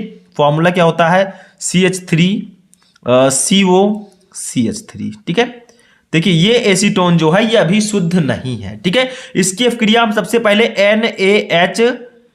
SO3 से कराएंगे, यानी कि इसका नाम है सोडियम बाइसल्फाइड। ठीक है, तो देखिए अब क्या होगा, हमने रिएक्शन कराया, ठीक है, तो हमारा बनेगा एसीटोन बाइसल्फाइड यौगिक बनेगा। यहां पे देखिए कुछ इस प्रकार से बनेगा CH3 का होल ट्वाइज C, ठीक है, ब्रैकेट में OH, SO3 और Na, ये आपका है एसीटोन बाइसल्फाइड यौगिक, ये उसके क्रिस्टल बनेंगे। ठीक है, तो सबसे पहले मैंने आपको विधि में बताया था कि जब हम एसीटोन, अशुद्ध एसीटोन को NaHSO3 विलयन के साथ मिलाकर हिलाएंगे 4 से 5 घंटे, जिससे एसीटोन सोडियम बाइसल्फेट के क्रिस्टल बनेंगे। ठीक है, तो ये आपका बन चुका है, रिएक्शन बिल्कुल बैलेंस है, आप चेक कर सकते हैं। ठीक है, ये रिएक्शन जो मैंने बनाया है बिल्कुल बैलेंस है, इसका नाम है एसीटोन, और ये जो हमारा बना है साइड में, ये जो हमारा बना है उत्पाद, उसका नाम है एसीटोन बाइसल्फाइड यौगिक, एसीटोन बाइसल्फाइड यौगिक, यानी कि एसीटोन बाइसल्फाइड के क्रिस्टल बन गए हैं। अब उसके बाद विधि में क्या है, देखो उसके बाद में क्या करेंगे, ऊपर देखिए, इन क्रिस्टलों को पृथक करके इनमें NO2CO3 मिलाकर मिश्रण का आसवन करने पर शुद्ध एसीटोन प्राप्त होता है। यानी कि अब जो हमारा एसीटोन बाइसल्फाइड आया है, इन क्रिस्टलों को अलग करके इसमें Na2CO3 मिलाएंगे, यानी कि अब हमें शुद्ध एसीटोन प्राप्त करना है। तो ये जो हमारा एसीटोन बाइसल्फाइड आया है, इनमें हम सोडियम कार्बोनेट मिलाएंगे। तो देखिए फिर से करते हैं, इसका फॉर्मूला है CH3 का होल ट्वाइस, ठीक है, COH SO3 Na, ठीक है, ये हमारा है। अब इसमें हम लोग मिलाएंगे सोडियम कार्बोनेट Na2CO3, इसका हम सोडियम कार्बोनेट मिलाएंगे। ठीक है, तब अब हमारा बनेगा शुद्ध एसीटोन, अब हमारा प्राप्त हो जाएगा, और वो कुछ इस प्रकार से होगा 2CH3CO CH3। देखिए इसको आपको याद रखना होगा क्योंकि ये थोड़ा लॉन्ग प्रोसेस है ना, थोड़ा सा, और आपका बनेगा 2Na2SO4 आपका बनेगा, और प्लस H2O बनेगा, और प्लस CO2 भी बनेगा। ठीक है, इसका जो मॉलिक्यूल होगा, यहां पे जो हम ये क्रिस्टल लेंगे, इसके 2 मॉलिक्यूल हम लेंगे। तो अब ये रिएक्शन आपका कंप्लीट हुआ, फाइनली हमारा शुद्ध एसीटोन ये जाकर बन गया। ठीक है, ये होगा एसीटोन, और ये जो एसीटोन होगा ये बिल्कुल शुद्ध होगा। ठीक है, तो हमने क्या किया, सबसे पहले एसीटोन की अभिक्रिया NaHSO3 से कराया, तो एसीटोन बाइसल्फाइड यौगिक बना। उसके बाद में हमने एसीटोन बाइसल्फाइड यौगिक की अभिक्रिया सोडियम कार्बोनेट से कराई, तो शुद्ध एसीटोन हमें प्राप्त हो गया। ठीक है, तो ये, और ये आपका जो Na2SO4 है, ठीक है, सोडियम सल्फेट, ये भी आपका बनेगा। ठीक है, इसका नाम आप लिख देना, यही है एसीटोन बाइसल्फाइड यौगिक, तो ये आप लिख देंगे, ये सोडियम कार्बोनेट है। तो ये विधि है, मतलब आपकी प्रयोगशाला विधि जो थी वो तो मैंने आपको पहले बता दिया, ये विधि है शुद्ध एसीटोन प्राप्त करने की। ठीक है, इस तरह से आप शुद्ध एसीटोन प्राप्त कर सकते हैं, जो मैंने यहां पे बताया था। ठीक है, ये एसीटोन को निर्जल CaCl2 सुखाकर पुनः आश्रित करने पर शुद्ध एसीटोन प्राप्त होता है, जिसको संघनित्र द्वारा ग्राही में एकत्रित कर लिया जाता है। तो इस प्रकार से आपको रिएक्शन करना होगा। लेकिन अभी हमारा क्वेश्चन फिनिश नहीं हुआ है, इसके प्रमुख रासायनिक गुण भी लिखना है, यानी कि विस्तृत उत्तरीय प्रश्नों में आया है तो थोड़ा डिटेल में आपको लिखना होगा। ठीक है, तो चलिए इसके रासायनिक गुण को देख लेते हैं क्या होगा। देखिए ये केमिकल प्रॉपर्टीज, सबसे पहला जो गुण है वो है कि क्लोरोफॉर्म से अभिक्रिया, यानी कि जब हमारा एसीटोन क्लोरोफॉर्म से अभिक्रिया करेगा तो क्या बनेगा। तो देखिए क्लोरीटोन बनता है, ये काफी इंपॉर्टेंट रिएक्शन है। देखो ये हमारा है एसीटोन, इस प्रकार से भी हम इसको लिख सकते हैं, CH3CO और CH3, ये भी एसीटोन ही है, बस स्ट्रक्चरल फॉर्मूला है ना। इसका हम रिएक्शन कराएंगे क्लोरोफॉर्म से CHCl3 से। ये रिएक्शन काफी इजी है और इंपॉर्टेंट तो बहुत ज्यादा है। ठीक है, इससे रिएक्शन कराएंगे KOH की उपस्थिति में, तो हमारा बन जाएगा क्लोरीटोन। देखो कैसे बनेगा, ये CH3 हमारा ऐसे ही है, यहाँ पे C है, देखो यही सेम, और यहाँ पे भी आपका CH3 है। ठीक है, बस डिफरेंस क्या होगा, देखो यहां पे आपका O था, लेकिन यहां पे आपका सिंगल बॉन्ड करके OH, ये O और H ऊपर चला गया, बचा क्या, CCl3 बचा, तो इसको हम लोग नीचे कर देंगे CCl3। ये आपका हो गया क्लोरीटोन, इसका नाम है क्लोरीटोन।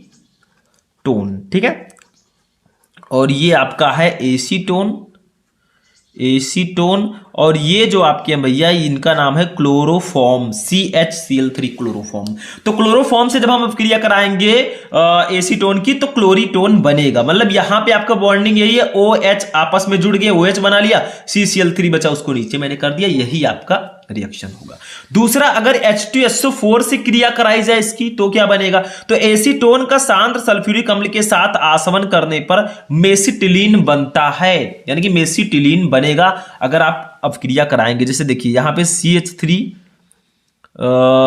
का होल ट्वाइज, इस तरह से भी हम इसको लिखते हैं, कई तरह से इसको लिख सकते हैं, इस तरह से भी CO। देखिए CH3 का होल ट्वाइज का मतलब 2 CH3 है, तो CH3 CO CH3, ये वही रिएक्शन है, ठीक है, वही आपका कंपाउंड है, बस दूसरी तरह से मैंने लिख दिया है, ठीक है। तो इसकी अपक्रिया हम सांद्र H2SO4 से कराएंगे, सांद्र H2SO4 और आसवन करेंगे, ठीक है। तो क्या बनेगा, देखो ध्यान से, यहां पे आपका बनेगा क्या, यहां पे एक बेंजीन रिंग की तरह ऐसे पहले बनेगा, ये आपका देखिए ये बेंजीन रिंग हो गया, इसमें ये ठीक है। और यहां पे देखिए CH3 आपके 2 हैं, लेकिन यहां पे आपका CH3 एक ऐड होगा, यहां पे भी CH3 ऐड होगा, ठीक है, और नीचे भी आपका CH3 ऐड होगा, इसी को हम लोग बोलते हैं मेसिटिलीन। लेकिन आप लोग कहेंगे सर जी यहां पे तो आपका CH3 जो है वो सिर्फ 2 है, ठीक है, 2 है, यहां पे आपने 3 लगा दिया है, तो इसको मैं मैनेज करता हूं अभी, ठीक है, कैसे होगा मैनेज, तो इसके आगे हम लोग 3 लगा देंगे, ठीक है, 3 ले लेंगे और यहां पे आपका बन जाएगा 3H2O, ये आपका बन जाएगा। अब ये रिएक्शन आपका बैलेंस हो चुका है। तो जब हम एसीटोन की अपक्रिया सांद्र H2SO4 के साथ आसवन कराते हैं तो हमारा मेसिटिलीन बनता है, इसका नाम है मेसिटिलीन, ठीक है। और इसको तो आप लोग जानते ही हैं, एसीटोन है, ठीक, एसीटोन, ठीक है। तो ये आपका होगा दूसरा रासायनिक गुण जो काफी ज्यादा इंपॉर्टेंट है, ठीक है। अभी कुछ और रिएक्शन को समझ लेते हैं, आप 2 ही 3 लिखिएगा, कोई दिक्कत नहीं है, लेकिन हम आपको समझा देते हैं। तीसरा, हाइड्रोक्सिलेमीन से अगर अपक्रिया करेगा तो कैसे क्या होगा, तो देखिए इसका फॉर्मूला हमारा एसीटोन का तो पता ही है, CH3 double bond O CH3, ये एसीटोन हो गया। इसकी अपक्रिया हम करा देंगे हाइड्रोक्सिलेमीन से, यानी कि NH2OH, इससे हम लोग रिएक्शन करा देते हैं, ये हाइड्रोक्सिलेमीन है। तो आपका बनेगा क्या, देखिए नाम थोड़ा सा आपको ध्यान में रखना है, ये आपका बनेगा CH3 है तो हम CH3 का होल ट्वाइस कर देंगे, CH3 का होल ट्वाइस, ये आपका कंप्लीट हो गया। C आपका ऐसे कर देंगे, डबल बॉन्ड आपका रहेगा ही, ठीक है, NO और H मिलकर यहां पे NOH बना लेंगे, बचा क्या आपको, देखो ये NaO और ये H मिलकर NaOH बना लिया, तो H2O बचा, H2O बाहर निकल जाएगा। तो ये आपका होगा एसीटोन, इसका नाम है एसीटोन, और जो ये आपका है, ठीक है, इसका नाम है हाइड्रोक्सिलेमीन, क्या नाम है, हाइड्रोक्सिलेमीन, ठीक। इससे हमने अभिक्रिया कराई तो हमारा बना क्या, इसका नाम क्या है, CH3 का whole twice C double bond NOH, इसका जो आपका नाम है फॉस्फोरस इसका नाम है एसीटोन ऑक्साइम, ठीक है, ऐसे लिख दीजिएगा, एसीटोन ऑक्साइम, ये बनता है, इसका नाम बहुत अच्छे से आपको याद रखना है, ठीक है। तो ये आपका हो गया। चौथा रिएक्शन, PCl5 से अपक्रिया करेगा तो क्या बनेगा, देखिए केमिकल प्रॉपर्टीज में आपको रिएक्शन कराना होता है, तो इसमें अगर अपक्रिया करता है तो आपका क्या बनेगा, देखिए फॉर्मूला क्या होगा, CH3CO CH3, ये तो आपका वही फॉर्मूला होगा एसीटोन का। इसकी अपक्रिया हम फास्फेरस पेंटाक्लोराइड से कराते हैं, देखिए PCl5 का नाम है फास्फेरस पेंटाक्लोराइड, जहां पर क्लोरीन है 5 तो पेंटा क्लोराइड, ठीक है, फास्फोरस है, तो आपका बनेगा, देखो CH3 आपका ऐसे ही रहेगा, CH3 हमने ले लिया यहां से, ठीक है, और यहां से हमने C ले लिया, एक C, और यहां से Cl2 ले लिया, मतलब Cl5 है लेकिन 2 Cl को हम निकाल लेते हैं, Cl2 हो गया, और ये CH3 हमारा एडजस्ट हो गया, ठीक है, ये हमारा बन गया इतना, ठीक है। इसका नाम है ऑक्सोप्रोपिलिडीन क्लोराइड, ठीक है, नाम अजीब है। और यहां पे बचा क्या, देखो O बचा, P बचा, PO, और 2 Cl हमने निकाल लिया, 3 और बचा, तो POCl3 बचा हमारा, ठीक है। तो जब हम एसीटोन की अपक्रिया, एसीटोन ये है, एसीटोन की अपक्रिया PCl5 यानी कि फॉस्फेरस पेंटाक्लोराइड से करवाते हैं तो हमारा यहां पे बनता है मेन प्रोडक्ट जो है आइसो प्रोपिलीडीन, ठीक है, क्लोराइड ये हमारा बनता है। और POCl3 जो हमारा है इसका नाम है फास्फोरस ऑक्सीक्लोराइड, ये भी बनता है, ठीक है। तो ये हमारा PCl5 से रिएक्शन हो गया, ठीक है। तो ये हमारा हो गया क्वेश्चन था। शुद्ध एसीटोन बनाने की प्रयोगशाला विधि लिखी है वो हमने लिखा और उसके प्रमुख रासायनिक गुणधर्म भी हमने जाना, ठीक है। तो ये समझ में आ गया। चलिए आगे बढ़ते हैं। तो स्टूडेंट आज का जो ये क्लास है वो यहीं पर फिनिश होगा। हमने आज की क्लास में क्लास 12 केमिस्ट्री के चैप्टर 6 से चैप्टर 8 तक 20 सबसे महत्वपूर्ण प्रश्नों को पढ़ा। ये आपके हैलो एल्केन तथा haloarene alcohol phenol and ether और एल्डिहाइड कीटोन एवं कार्बोक्सिलिक अम्ल के क्वेश्चन थे। इनको तैयार करके ही बोर्ड एग्जाम देने जाना, क्योंकि ये क्वेश्चन इस बार आपके एग्जाम में आएंगे। तो वीडियो कैसा लगा? वीडियो अच्छा लगा हो तो इस वीडियो को लाइक कर दीजिए, चैनल पर नए चैनल को सब्सक्राइब कर लीजिए। मिलेंगे हम नेक्स्ट वीडियो में नेक्स्ट टॉपिक के साथ, तब तक के लिए जय हिंद।